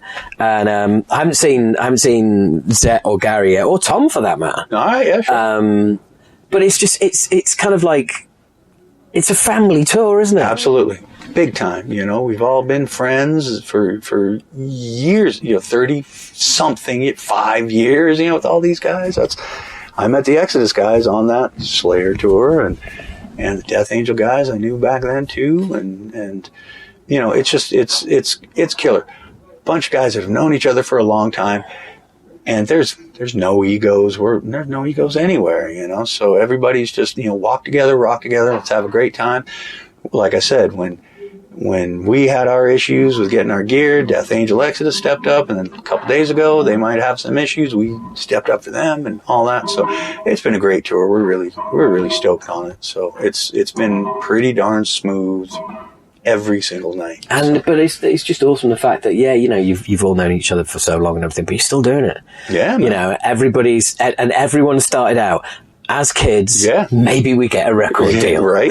Totally. I mean, it's like to be here and you look at the journeys of the bands and absolutely. You playing on a Testament album that when you played on it wasn't actually a Testament album, that's right. All those years ago, and then all of this shit, like everybody's like, oh, there's these members are quitting now, but they're back. Sure. Oh, have you heard they've come back? And now you see it all now, and it's just like, yeah, man, it's incredible. That's very it's incredible. And there, so this is the Bay Area Strikes Back. I am the sole representative of UK thrash here to welcome you to these shores. How have the other UK shows been? Well, we've only done one, and it was great. Oh, was it just was just Bristol? Yeah, right. We had the day off yesterday, and here in Camden and stuff. And I pretty much slept all day, but yeah, that show was great, and I'm sure all the English shows are going to be killer. All the UK shows, and I'm not sure where we head to from here, but they're all going to be awesome. So, well, you're probably not going to Italy. Yeah, no, we had that one canceled. Yeah. Oh, yeah, I read that. Yes, yeah. Yeah, and that's not us doing it. I'm not afraid of the coronavirus in one iota. You know, I'm not afraid of it, and none of us really are. But none of us really need to be because of our age ranges and our health. Yeah, I mean, well, pretty good health, and just it's a flu. It's a season. This flu season's over in less than a month. So everybody will be fine. But I know, I understand if governments feel the need that they have to shut their country down. Nothing we can do about that. So, but but then you get the media talking about it. I mean, yesterday I listened to a debate about, and it was a media outlet debating how they communicate the coronavirus story, as it were. And it was just this is it. And it's like, well, if we don't give it, if we don't pay it enough attention or give it enough gravitas, then we're not doing our job. But then if we go over the top, we're also not doing our job. But then, and if you hit the sweet spot in the middle, no one listens. Yeah, sure. It's. I get that. It's a tough one. It's just like, well, we don't know how to communicate about it. We don't know how to get it across. And it's like, well, just talking about it is just too much. Yeah. It's like, I think flu is a 1%. Was it? You've got a 1% fatality rate and a 0.001% fatality rate. And that's flu, and then coronavirus is like 1%. Okay, there you go. So, it's just make sure Granny stays, indoors. Everything should be fine. That's really about it. But these are the kind of things that you run into when when you're traveling around and you've got to do this kind of, you live in this kind of life and you put in this kind of position. You didn't know you were, you've had your ferry adventures, you've got your coronavirus adventures. It's it's been interesting time since you left home, hasn't it? Yeah, man, fully. And that's just one thing, is like I will never be sick ever again. Like, my last flu was in 2007. My last flu before that was 1997. The last one before that was 87. The last one before that was 77. Right, so it's 2027 then. Every flus that I would get would be on 10-year things. And, back in like 2010, 2011, when I started getting super healthy, I started thinking, like in 2016, I'm like, well, next year is going to be the year that I historically get the flu, but I'm not going to get it next year. I'm so healthy. And plus, I seriously think my lifestyle of being on the road all the time, I've collected enough minute amount of germs throughout the world that I'm a You're a walking antibiotic. Absolutely. So, I will never be sick again, especially I know how to take care of myself now and all that. So I won't ever be sick. And I went into 2017 being fully cocky about it. Sure enough, I did not get sick. So now I'm super cocky, and I will say I will never be sick again. I'll never have the flu, never have any kind of debilitating seasonal virus or anything like that. I am the plague. So have you got like some brutal vitamin regime or something like that? Or is it more like what you don't do or what you do? It's a lot of that too. But yeah, I mean, I do have the supplements that I take and the superfoods that I use and all that. And all it does, and apple cider vinegar is a great thing to be ingesting because that sets your pH of your body. If your pH is aligned, you'll never be sick again. If you take milk thistle, for instance, that's for your liver. Your liver is your most important organ in your body. That governs everything. It's more important than your heart and your brain. Those are obviously important, but without your liver, those things don't work properly. So if you got your liver working properly, everything's good. And I, quit drinking years ago, and so I'm just a steady cruising along horse of the apocalypse. Nothing will kill me. You're going to be doing this till... Well, I remember saying before, you're going to be doing this till you keel over. Yeah, that is me. I'll be doing this deep into my 70s, and I'll probably, if only the good die young, that means I'll be living to like 420 years old. So, just to recall the Slayer thing again. Obviously, Tom is done. Yeah. And would have been done some time ago. He was laying the breadcrumbs really obviously for years. Yes, yeah. And might have got earlier if it wasn't for the whole 2008 global financial crisis as well. Yeah, sure. There's certainly some of those kind of rumours around. Oh. But it looks distinctly like Kerry's going to carry on and do something. Why wouldn't he? He's like, I'm not retiring. I'm not quitting. And Gary, obviously, Paul, obviously, like they're not quitting. And that's Tom retired. That was Tom's decision, and that's his decision to make. But yeah, I mean, I'm sure Gary's going to come along and write some more Slayer type music and just keep on trucking, which is great. Good. The world needs you, Gary.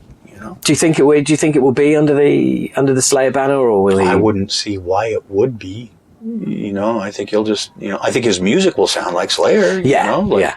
That's his vibe that he writes. I get it. And it's going to sound heavy and aggressive and dark and evil. And what else would you expect from Kerry King? Of course. So, I think it's going to be kick-ass stuff, and he's going to be killer at it. And maybe he'll use Paul, who knows? Maybe Gary's involved. I don't know. I never spoke to Gary about it, but I'm sure Kerry King's going to carry on and put out some music, and people are going to know what his next level is going to be. Well, yeah. I mean, he didn't sign a new endorsement with Dean Guitars to go and sit at home and play them. Hey, fair enough. Yeah, there you go. Sure. But that's it. Did you get? I'm sure I saw some pictures of you and Paul on that tour, getting a chance to play each other's kits and some messing around on that stuff. I saw some pictures. I didn't see video. Okay. Yeah, no, I'm not sure about that, but I did. He let me use his backstage warm-up kit when I had to do some of the Anthrax shows. Oh, of course, I forgot about that. Yeah. Oh man, double duty. Yeah. I had triple duty on a lot of those nights because it would be, Testament, and then Anthrax would play, and then I'd grab a quick shower and then get to the video thing. Go do your video duties. And that was great for me because, on that first run, for instance, Testament was the opening act, and we were going on at 5, playing till 5:35, and our bus call is like 2 a.m. every night. It's like, what are you going to do for 8 hours, man? It's like this. So, Charlie and I got together and, figured out, well, you're going to be on the tour. I do my thing and I leave the tour, Gene. So why don't you play for me? It's like, perfect. Great. And then the Slayer stuff came up. It's like, great. Now I'm busy all day long. That's the best way to be on tour. You do your best work on a busy shift? Absolutely. You know? So it was good. I loved those triple days. Those were really cool, man. Totally. Yeah, that's insane. That is absolutely insane. So and the crowd are getting double dose of Gene as well. Yeah, there you go. Yeah, man. That must have been fun doing the Anthrax stuff as well. It always is, and that's one thing that I try to do is I don't Gene-ize it at all. I was just going to ask you that. Charlie's show, and that's because the Anthrax has changed their arrangements quite a bit. Charlie is not the same player he was way back then. He's got different ideas for the parts that he wrote back in the 80s. So just as deference to the rest of the guys on stage, rather than, I suppose I could have learned the album, the album versions, played the album versions, but then the guys would be like, wait a minute, we changed that arrangement fucking 15 years ago. Now I got to, what? So it's just like, play Charlie's licks, play the same arrangements, when they break down stuff, just know that. So I just filmed him the first, when I did it a few years ago. And I think I probably filmed him playing a couple of the newer songs on this run, just worked it into the what are you listening to at the moment, Gene, sort of thing, and listen to the Anthrax set. That's it, in a couple days. So. The next project, that's what I'm listening to. Yeah, man, so it was cool, and I'm always happy to do it. Charlie's a good buddy, and all the guys are super cool, and if I can help them out, kick ass, and it's a good thing for me, too, because I get to play more, so. But also, you get to play more, but you get to kind of not be Gene. You kind of get to play a kind of like a different version. Well, that's what I do a lot. Like I am not Gene on a lot of Testament stuff. Yes, yeah. Good point. playing some of Louis' stuff, but like for instance, I've learned the John Tempesta versions of the Louis era stuff, because when they did that first Strike Still Deadly record, you know, Johnny T killed it on that. So, you know, I'd kind of have Johnny T's influence on the old Louis stuff. So I do kind of Johnny T's version of Louis, and then any sort of Gene comes from all the double bass, you know, because Testament has historically not been, you know, overabundance of hauling double bass, so I try to get it in there as much as I can. Yeah, I mean, it's kind of, I guess that comes back to what we were saying earlier as well about the, like, you know, the, you being like, you know, the sort of inverted commas, you know, your entity coming to Testament. Yeah. Rather than. Sure.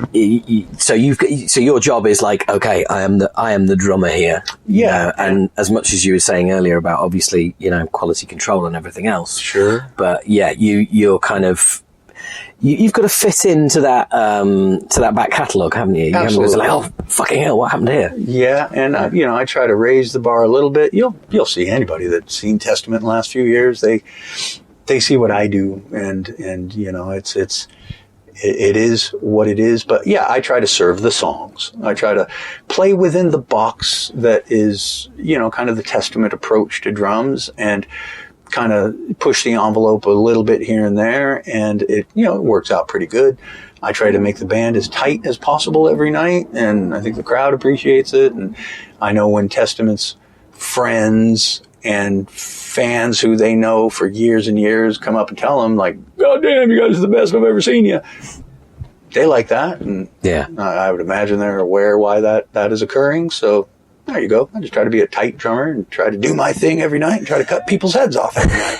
Absolutely, nothing's changed there. Yeah. Man. So, but what about some actual Gene projects? As in, is there anything else on the horizon, or is the Gene kind of project Dark Angel? Well, currently, yes, that is the project. As is the, you know, obviously not writing, but kind of being in charge of the Death to All stuff, the new chapter of that moving forward. But, you know, my most exciting project, and it's in the works, my most exciting project is the one that I have with my wife, Laura Christine. Right. And, you know, I talked about that probably the last time, and we're still moving forward with it. Now she's doing vocals, and so that's pretty cool. She's teaching herself how to sing, and we do not have AC/DC riffs at all. So, like what we were saying right at the beginning, guitarists singing, I have an absolute respect for that. I have an absolute respect for her, because she's like putting, our riffs are like, damn, and you're gonna be the singer over that? I just thought perhaps we might just get a vocalist, and you know, you get to be guitar ripping god that you are, but now you're gonna make your job twice as hard by having to pat your head and rub your belly at the same time. Like, if that's the challenge that you are up for, I know you're gonna be great at it. So there's that, and that's my most insane drumming so far. That currently, that's, you know, she doesn't relax on Hoglan. You know, like, man, dude, you got 2 feet. Play them double bass, dude. So yeah, that's pretty fun, and that's cool. But that's some time from release right at the moment. So we got all the other things. We got the Dark Angel, and hopefully get the Death Clock rolling. And I'm sure Testament's going to have a 4-year touring cycle for this one too. So yeah.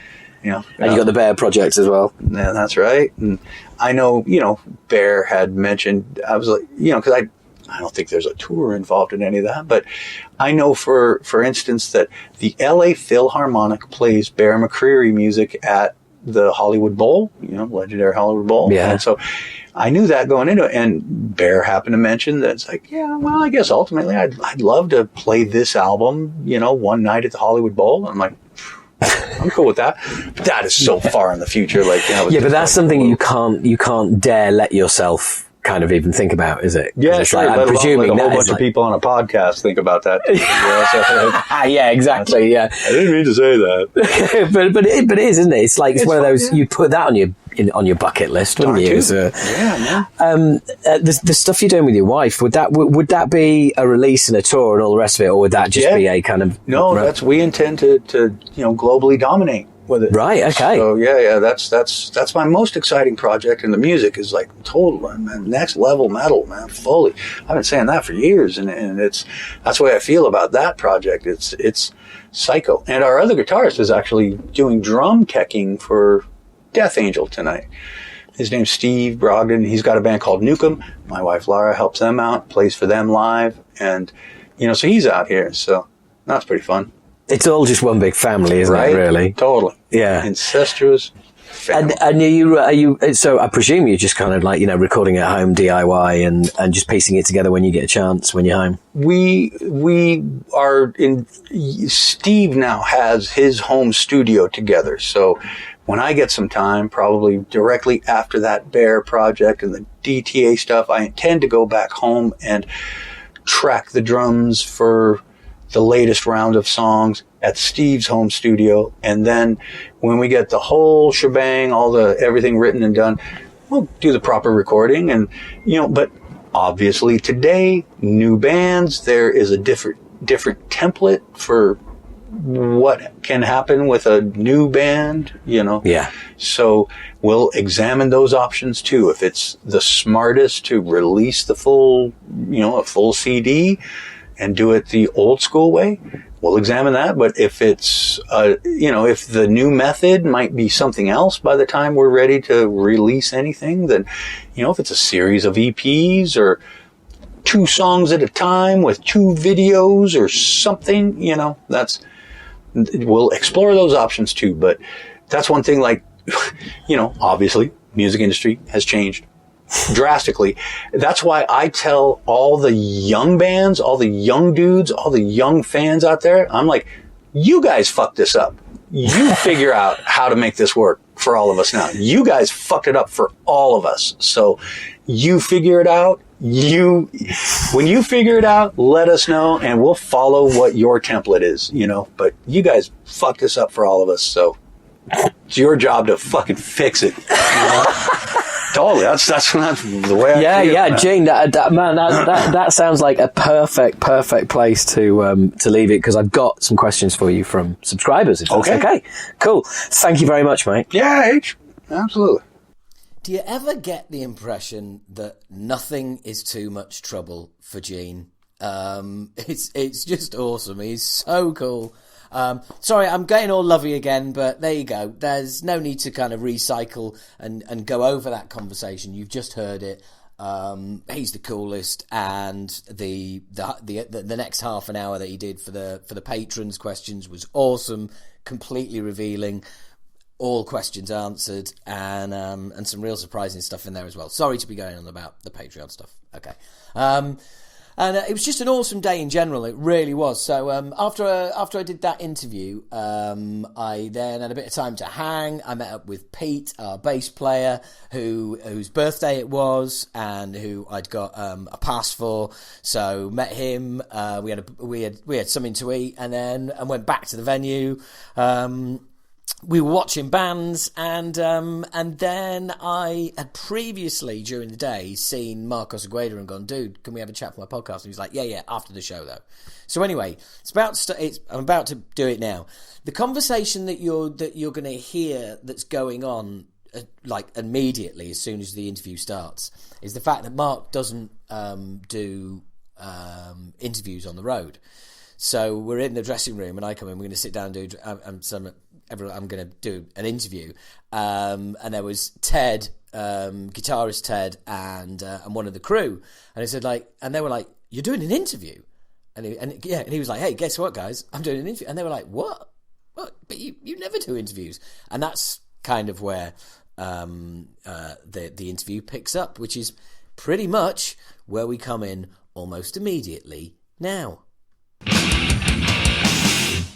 What's up? Ted's like, what? Yeah, for facts. What did you do? Yeah, I just asked him. Yeah. What did you do? I actually like him. That's oh well, you see, there you go. Yeah. So how come you don't do interviews normally? On tour. Right, because of the voice. Yep. Okay, fine. Yep. That's fine. Yep. Yeah, I get it. I won't keep you long, man. No, I'm not worried. And after post set, it's fine because my voice is warmed up. Yeah. This deep into the tour than never. Yeah. And no one was sound checking with singers today. Yeah. I've seen a singer at sound check. It's like, no. someone else go, someone else shout. Can you hear that in your monitor? Yeah, cool. That works for me. That'll work. It works for me. Yeah, exactly. Well, that's good. What regime do you have, like vocally? It's like, your warm up. How long? Because I know we're all different. We all do different things. We do. We do. Ronnie Dio used to smoke a spliff, and that was it. Jeez, what a man, right? That's my obviously. Anyone who hasn't realized that Dio's my biggest influence vocally and stage personally. Yes. Yeah. It's a bit naff. I bet at the beginning of every tour, you're like, right, guys, this is the tour we get the castle, right? Yeah. This is the tour we do the castle set, stage set, yeah? At least give me Rapunzel. So, no, it's just... on tour, I don't really speak before we play. I try not to speak so much before we play. Yeah. And then I appreciate how tough that is. It is rough, but when you're traveling with the same people all the time, it's a blessing more than it is a curse. So I do that, and tea. I'm tea from the moment I wake up. I drink, but I need caffeine, so I drink green tea in the morning with honey, and then midday I'll do a ginger tea with honey, and then, but it's always a local honey, it's not, because I don't trust these honeys that, people buy in bulk. No, it's it's a nice, it's actual honey. Yeah. And then before I go on stage, I make my stage tea, which is a mixture of black breakfast tea and ginger tea with New Zealand Manuka honey. I step it up for the stage tea. Yeah, seriously. Honey. That's the tour budget right there. Yeah. It is. Honey. Jesus, through the roof. So that's the one I do for stage. And then about 25 minutes, about an hour before I start doing my little sounds of the and the zzz, about an hour before I start doing that. And then about 25 minutes, I start doing my warm-ups, which are really, really unconventional. And it's just kind of things I took from when I took vocal lessons in the 80s. I took opera vocal lessons, and then I took power vocal lessons. I did opera vocal lessons. Yeah. And my current teacher is like trying to get rid of, he's like, that's no good for you. Yeah. Like, what the fuck? It's odd. So yeah, I had to find the happy balance between the two. And I took the best of what I learned then, and then I kind of melded into my own. And then I also have certain songs I sing, and it's become a ritual every time before I walk on stage. And the first one I always do, I shout a few hey yous just to get, knock the phlegm out, and then some highs. And then I do Goodbye by Elton John. Right. And then after that, a verse of You're Gonna Miss My Lovin' by Lou Reed. Okay. To get the lows. This is going to be a trade-off, okay? Once you've done it, I'm gonna come my embarrassing list as well. No, embarrassing. Mine list is embarrassing. Okay, so mine's Goodbye by Elton John. Yeah. You're Gonna Miss My Lovin' by Lou Reed. The chorus of Seemingly Endless Time. The chorus of Ecstasy by Death Angel. And then I do, the name escapes me, the old Scorpions song, Yuli John Roth era of, I can't even think of the melody right now. I was never a massive fan of show. God, I sing it every day, but of course now that it's post show, my adrenaline's like... Yeah. I know. What's that breakdown, Chad? I sing it every night. Tonight I can't. Yeah. The weird thing is, people are going to be listening to this and they'll be fucking shouting. It's fucking I sing it every night. Hey, man. Yuli John Roth and Klaus sings the song, so it's that era. Yeah, and I sing it every night, and It'll come back to you, man. Tomorrow I will. Yeah. And then after I do that, I do. I don't even remember the title of the song, but it's a U2 song. Oh, great ocean, oh, great sea. And then I do the chorus of a Death Angel song, Lost. and then the chorus of a Death Angel song. I don't even remember the name of it. Is that what it is? You sure? Mine's a relative. Yeah, okay. Huh? As a matter of fact, it's not even a chorus, it's a tag on a song called Cause for Alarm. Right. And then after that, I do the whole breakdown of Nobody's Fault by Zeppelin. That's the last one I do. Nice. That's the one. So you've got a real mixture in there. Yeah. A real mixture in there. I have to. Yeah, but I think it's interesting for people to hear because the stuff probably the two things I do most frequently are How Deep Is Your Love by the Bee Gees. Amazing song. Amazing band. But also it's like really, really upper register, pushing my nuts out. And then I love singing this song, The Jazz Singer. Oh, come on. Man. Come on. Neil's my man. No, Neil's my man. He knows. Everyone in that. Neil Diamond's my guy. But that voice. Neil Diamond's my guy. It's amazing, isn't it? I am, said I. When he splits that around, one of the greatest things ever. Man, and you know the album he did with Rick Rubin, the 12 songs? Yeah. The song on there, Hell Yeah. There's a song on there called Hell Yeah. And when that album came out, my dad had just died, and that whole Hell Yeah, and he's just talking about his life, and saying like, hell yeah, it's been, and I was like, it just touched me, man. It was like right song, right time, but it was a positive. Of course, it made me cry, but it was like positive tears. Dude, I love crying for the right reasons. Yeah. Okay, great band. I just saw your Scum Club patch on your jacket. Goddamn right. How thrash are you? It's coming out of your veins. It's from my original T-shirt. Well, they might tell you I was just sort of poking around. I was like, what? Fuck! I saw that logo. I was like, that is the only bar I've ever been in after a show. And we went up to the bar and she said, "What can I get?" And there was this joke that we were always cracking from a little British TV show. Well, actually, from Bad News. The greatest. Yeah. So not a little British. Yeah. Maybe little to some. To some colossal, immeasurable. So what we do whenever someone said like, "Well, I'll have 100 pints of lager," like they do in the Indian restaurant. So we said, "I'll have 100 pints of lager," and she just started. Yeah. And she was just like putting them on the counter and all going like. At first we thought it was hilarious and great, and then we thought like we're gonna have to fucking pay for these. Yeah. But no, that's an awesome place, man. See, you had one of those original shirts, of course. And you just kept it for posterity, chopped it up, put it up. Yeah. It's beautiful. Yeah, that's beautiful. Yeah, I'm a nostalgic guy, but I don't just live in the past. Don't get me wrong. Yeah, but the thing is, like doing what we do, there is a certain amount of nostalgia to it. Let's face it. I mean, I haven't been pushing my way through teenage to get to the stage door, but it's like that's where we all started out. Yeah, for sure. Wasn't it? We were just kids. Yeah. And it just kind of got out of hand. Yeah. So thank God. Yeah.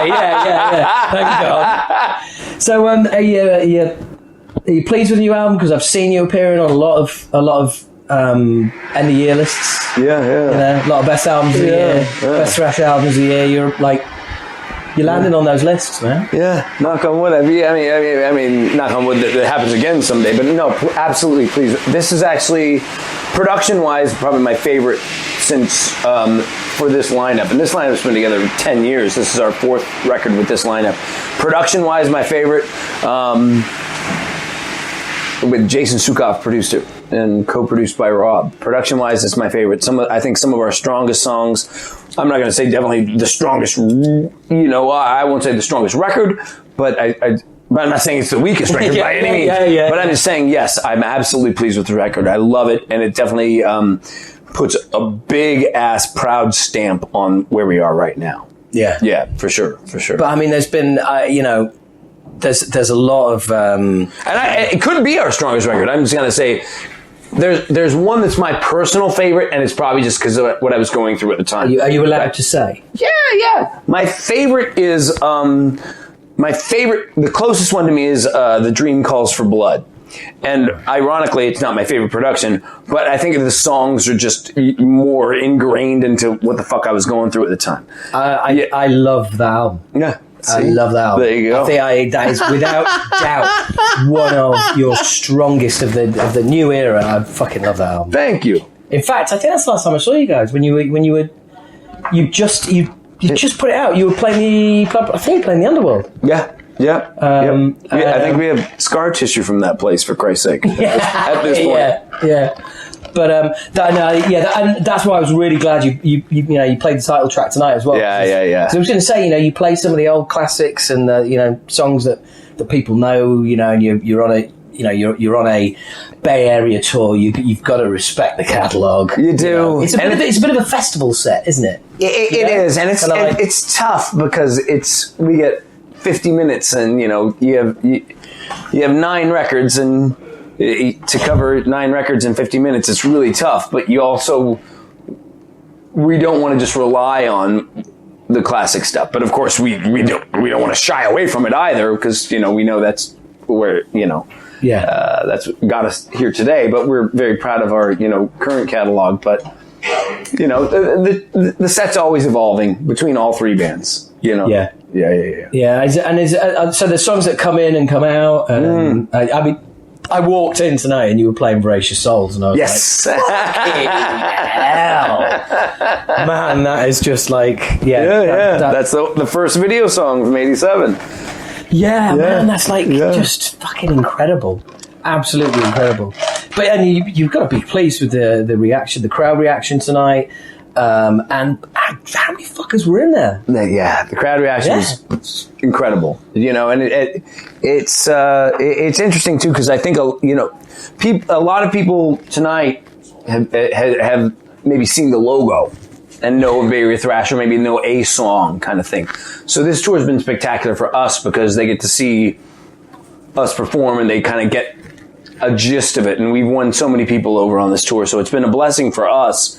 But tonight was wonderful for the simple fact that we go on so early, and there's some venues that the security's not is. Maybe I guess there's not such thing as too thorough, but when you're the first band, there's such thing as too fucking thorough. And, we're playing to I'd love to say a half-filled house. Sometimes we're playing to a quarter-filled house and watching people trickle in when the line's fucking, around the block. So it's just like, it's frustrating sometimes. But the wonderful thing about tonight was that they opened the doors 5 minutes late, which alone pissed me off, because we're the first band. Yeah. But then they got the queue in fast. Yeah. And so that's a blessing for us, because we are in that it's a position that you want to win as many people over as possible. Yeah, and look, I've been there myself as well. There's nothing worse than overzealous security. Yeah. And also, I mean, that feeling of when you're playing and you're seeing people coming in and it's like you can't let those negatives. Damn it! It's like back here. Yeah. And halfway through the set, the place is full, but you're like, it'd be different if there was no one outside. But when there's a fucking queue around the corner, to say the least, then it's frustrating. Yeah, there was a massive queue tonight. But tonight was awesome. Yeah. No, it's been. So what's the you finished this tour? What's the plans? We finished this tour. We have, I believe, 5 more dates, right, Ted? We have 5 more dates. Then we're home. We fly home to San Francisco for 1 day. We have a day off at home. Full, not including the traveling day, like a full day off at home. Yeah, presumably that full day off at home is going to be spent preparing. Yeah, laundry, and then we fly to Mexico City for a one-off festival. It's the Hell in Heaven Festival. Playing I don't remember the date, but it's May. We're playing the same day as King Diamond, us. Megadeth. Cool. Ginger, they're the most popular band on the planet right now, and and a plethora of other people. So we're doing that. And then after that, we have downtime. got I think April off. So the goal is to start writing to start putting together at least some structures for the next record through April, and through mid-May. Mid-May we fly to Manila, Philippines, and we're direct support to Iron Maiden for a one-off. Flying off to support Maiden, not a bad idea. I was gonna say, it's like, that's the life, really. Isn't it? Yeah, so we're gonna fly off, do a one-off in Manila. Nice. In mid-month, and then after that, fly home. I like to think do a bit more writing, but we should, because we have June off as well. So I'm hoping basically April through the end of June, we're doing writing, except for the rehearsals for the Maiden show. And then July, we come back out to Europe to do summer festivals, July, August summer festivals. And then September through the end of the year, I'm not allowed to say what we're doing, but we'll be busy through the end of the year, September through December. Right, okay. Going on mid-September through the end of the year, we're going to be busy, and that's what I have to say about that. That as well. Yeah. I look forward to that.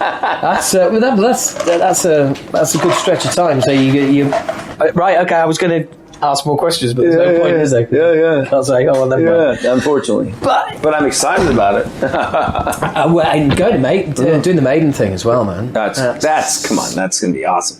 Yeah, for sure. Well, I remember interviewing Scott Ian, and we had and we were talking about because he does his spoken word, and obviously I've done like stand up forever. Yeah, and so we were talking about stuff like that. I saw him do his first stand up on the was it the Mega Cruise? I think the Mega Cruise. He did. Really? Him and Brian Posehn did a stand up night. Oh, really? Yeah. So I got to see Scott do his first night of stand up. He killed it. That's awesome. I mean, he should do. He's a funny guy, and the thing is, it's like his delivery. He's got delivery. Exactly. And that is, it's like if you can master that, then. We were kind of wandered off the subject. And I wandered off the subject with Scott. Oh yeah. And he said, "Oh yeah, we've got South America with Maiden. We're touring South America with Maiden." I went, "Oh right." So shame you're not on the plane though, isn't it? And he went, "No, we are." I was like, "What?" Yeah. He said, "Yeah, we're on the plane." I was like, "Dude, you're fucking kidding!" Yeah. And it was like, and then it was just two Maiden fans. Yeah. You know what I mean? Just like it was super. They're on the exciting. plane. I know. I was talking to Frankie about it too, and he was like sitting in the cockpit with Bruce for one flight, I think, and I was like, "Well, I'm going. Well, oh yeah." I used to run the pub quiz in Bruce's local. Oh yeah, yeah. Oh, so he came and did it a couple of times, and I got to know his mates and so I ended up getting pissed with him a couple of times. Oh, that's wonderful. In his local pub. That's amazing. Man, it's just such a top man. Yeah, of course. Really nice guy. Of course. Well, really nice guy. Top 5 influences of all time. Of course. Again, he's right there. Yeah. So. But also it's the pilot. It's the that is a Renaissance fencing. man. That's what I mean. Yeah. Yeah. I mean, it's the I've got cancer. Well, let's finish the album first. Yeah. Attitude that you go, what? That amazed me. I was like, you're gonna just carry on with the album, are you? Okay. I mean, it's like, you might think it's tough when you've got a bit of a bad throat or something like that. Didn't sleep well the previous night. Yeah. It's like, I heard that and I was like, I'm never complaining again. Yeah. To me, because we had a day off yesterday. We came here. Yeah, you did, didn't you? A day off in London, and it's always, I don't know, but something about a day off, the day after a day off is almost tougher on me than, but I love I need them, don't get me wrong. Do you do your warm-ups on days off? No, hell no. The only thing I do on day off is I sleep in. I finally don't put honey in my tea because I want my tea to taste like proper fucking tea. And I know about it. I know the feeling. Yeah. And then I wine and dine myself. I take my out and I wine and dine myself last night. Yeah. And I tend to avoid the band, so that's why on purpose. I mean, I love the guys, but it's just more interesting adventures happen to me if I'm by myself, and I like interesting adventures. Yeah. And I'm not afraid to travel by myself. I'm not afraid to, going to a pub by myself, a restaurant by myself, sit anywhere by myself. Because seriously, from the 80s, some of the greatest adventures I've ever had from touring have been when I've been by myself. And it's going to happen that way, because if you travel in a pack of even 4 to 15, that opportunity is not going to present itself. Yeah. And when you're by yourself, some opportunity is going to, present itself to you, whether it be spectacular or borderline. Whoa. Yeah. But it tends to be pretty spectacular for me. So. Yeah, but it's like, I'll talk to anyone. Yeah. It's like, but I absolutely get that kind of solo mentality. Yeah. While when you're over here, do you have you ever used Vocal Zone? The little Chuck gave me some like 4 years ago, maybe. He gave me some from he got them from Tour Supply, I think. Well, it's I can hook you up, dude. I have I'll take it. I'll take it. You know what I use in lieu of? Go on. Fisherman's Friend. Right, yeah. But because Chuck gave me a pack once and I used it every day, and then they went away, and I was like, well, you always got Fisherman's Friend. Well, the reason I was thinking of it is because Vocal Zone used to be one flavour, and there's 3 flavours now, which is like good.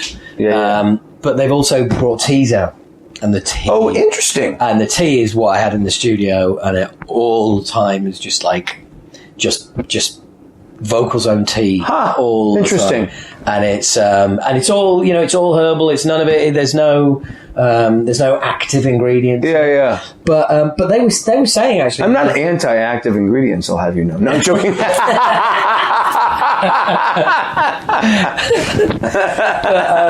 No, it's all right. It's okay. No, I'm all good with the active ingredients as well. I've been called worse. Yeah, exactly. But it's definitely. I like to think I'm the most active ingredient in thrash. No, I'm joking.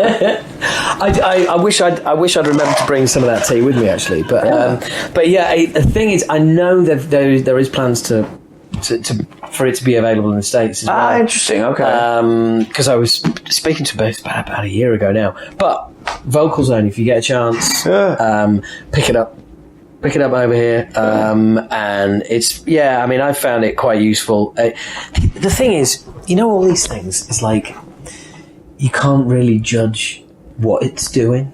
You just have to do it. And go like, well, I think this works for me. So. And everything works different for everyone. You know what I mean? On stage, ironically, I have my little trifecta of beverages, and of course tonight I couldn't bring it out because you can't bring glass out on stage. But between songs, I actually do, and I have it in order. It's gin, then my stage tea with the honey, and then a sip of water. And people think like I down a bottle of gin on stage. Like, nope, it's just a nip, just a fucking, excuse my language, but you swear you like. Yeah. Well, fucking just a kiss of gin, just to loosen it up a bit, maybe loosen me up a bit, and then my black tea with the ginger and the Manuka honey, and then a sip of water, and then. That's what I do between songs. Just that little trifecta, and then come out and That's your regime. Yeah, that's part of it as well. It's sounding awesome tonight, man. I hope so. I can't tell. As I said, it was the day after. So the day after a day off, it usually takes me a bit longer in the set no matter how long I warm up backstage. But for some reason, the day after a day off, it just takes a bit longer in the set for my voice to feel like it's fully opened up. And tonight was kind of that case, but halfway through the set, I felt like it finally was like. Well, there was one of your when you were really, and I heard a guy behind me go, "How the fuck does he do that?" Yes, so it worked. So he was like, I was like, dude, I know. I was like, but no, man, it was sounding awesome. Good, it was sounding great out front. As a band, you sounded fucking hot out front. Really, glad you feel it. Well, a lot of that goes to our front of house guy, Tilo. We've had him for how long, Ted? About going on 10 years, going on 10 years. Yeah, going on a decade, and he's something we will cling to him with all legs, arms, claws out, teeth in his neck. We don't ever want to let him go, and he's the invisible sixth member, and he's just our guy. Well, out front, it sounded great. I mean, I was at soundcheck. One singer was. It sounded awesome. Should have ran out. Yeah, honestly, it's just.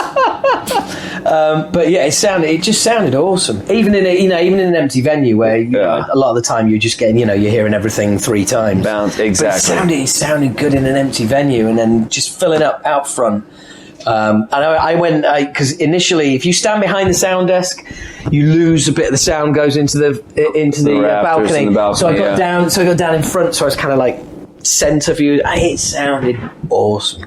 It really, really did. Good. And the thing is, as well, it didn't just sound good. It's like. It had the clarity that meant that I could have closed my eyes and you could have come on and started playing a song of yours that I don't know, which is very, very few, I might add. I would have gone, that's Death Angel. Well, thank you, I'm glad. Because like the Death Angel actual sound is just like, is there, as opposed to it not just sounding good. Spot on. Spot on. Thank you. Spot on, man. Fuck yeah.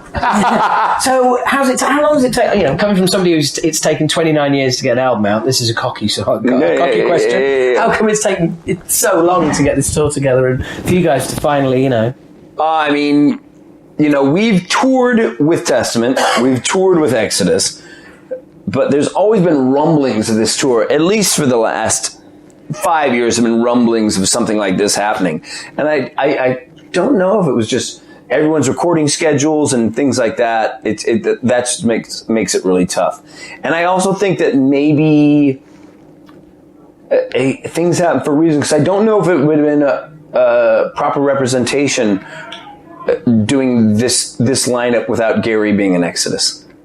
Yeah. You know what I mean? I don't think it'd be a true representation. And I think like everything kind of just fell into place with everyone's timing and releases. And I know Exodus is, riding right now, but I just think it's also just another way for Exodus to fucking bam, plant their flag of Gary's back and, we're on fire and we're writing a new record. And I think, the timing, everything fell into place. Yeah. And and this is definitely not the last of this tour. But it couldn't have worked out better for you in Testament though, could it? Yeah. Your album's pretty recent. Yeah, for sure. Theirs is about to drop. I mean, it's perfect. Yeah. And I'm sure Nuclear Blast isn't pissed off about it either. No, not at all. Yeah, I'm sure they're very pleased. Have you seen anyone? I know Claire's here. Yeah, Claire's here. I saw her in passing when I had just got out of the shower with my little top knot. Yeah, exactly. Let's call it that. Top knot. Game of Thrones. Oh yeah, exactly. I washed my hair yesterday. I don't wash my hair every day. Yeah. Have you seen Mark? Is Mark around? Mark Palmer. I've not seen him. Right. Yeah, but no. I'm not saying that he's not here. Yeah, you're just saying you haven't seen him. Yeah. Fair enough. Yeah. So you've got the new album. You've got this tour under your belt. You've got a plan for the end of the year that you can't talk about. The last quarter of the year. But all's good. I mean, you've got a stable lineup. You've got good label support. There's everything is kind of like it seems to be, as an outsider looking in. It's good in the camp at the moment. Yeah, for sure. And I think it's like lineup's key, isn't it? Yeah, I'm very fond of this lineup, and something that I think that a lot of people don't realize is this is the longest running Death Angel lineup ever. Yeah, it's also the most. This lineup has the most actual studio recordings together. We've done the most touring together, and it's just. It's hard for people to really grasp that cling on to just the first 3 records, but it is in fact the case, and it's something I'm actually very proud of. Yeah. Well, it's the hardest thing to do, isn't it? You know, I mean, anyone can say like, "Oh yeah, but what about writing songs or whatever?" No. Just keeping 5 fuckers happy in the same band. Yeah, that right there, that's the job. Hence, on my days off, I leave everyone. yeah. And they're like, "No, seriously, go." Yeah, exactly. Yeah. What are you gonna do? I'm gonna do my thing, and they all know what my thing is. I need to get away from everyone. That's fair enough, man. Yeah. Well, look, I think we have been speaking for half an hour, man. We surpassed 10 minutes. I know. Oh, so my voice sucks tomorrow in Manchester. This is what you know who to blame. This is what I'm thinking. I'm going to get the fucking next time. We're going to play Manchester in like May, and get the shit kicked out. So Death Angel Mark couldn't say a fucking note. Totally. On the long screens, I'll just hold the mic out to the crowd. That's my favourite. You guys, absolutely. Oh look, thanks for your time, man. Oh man, I really appreciate it. I was very excited to see you. I was always. Yeah, we have a long history. That we do, my friend. That we do. And there you have it. That was an awesome day. I just had such a blast. I hope you've enjoyed listening to it. Unfortunately, I had brief chats with Zetro and brief chats with Gary from Exodus, and it was good to catch up with them. It was never ideal to get any kind of interview going. Gary, the one chance we had, he was basically after soundcheck, he was icing his elbows because he's got problems with both elbows at the moment. And bear that in mind, by the way, icing his elbows before soundcheck, after soundcheck, before going on, after going on. I mean, that's commitment.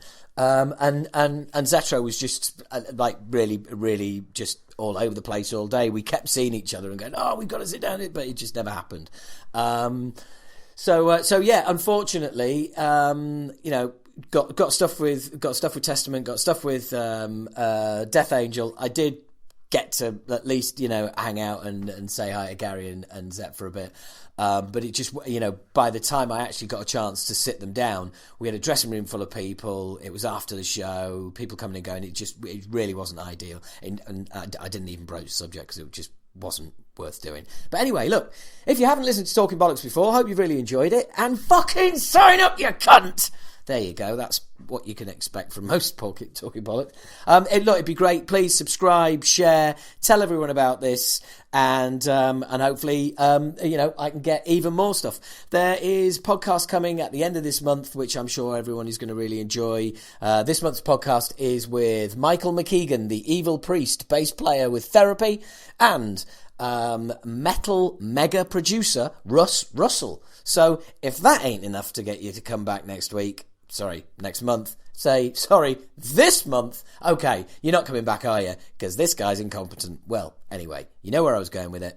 If that ain't enough to make you come back, I don't know what is. So thanks for listening, and hopefully I'll see you all at the end of the month when you're going to be busy downloading the next episode of Talking Bollocks, which is, I must remind myself and all you guys, which is hosted by the wonderful people at All About the Rock. allabouttherock.co.uk. Go and pay it a visit. Cheers, guys. Speak to you at the end of the month.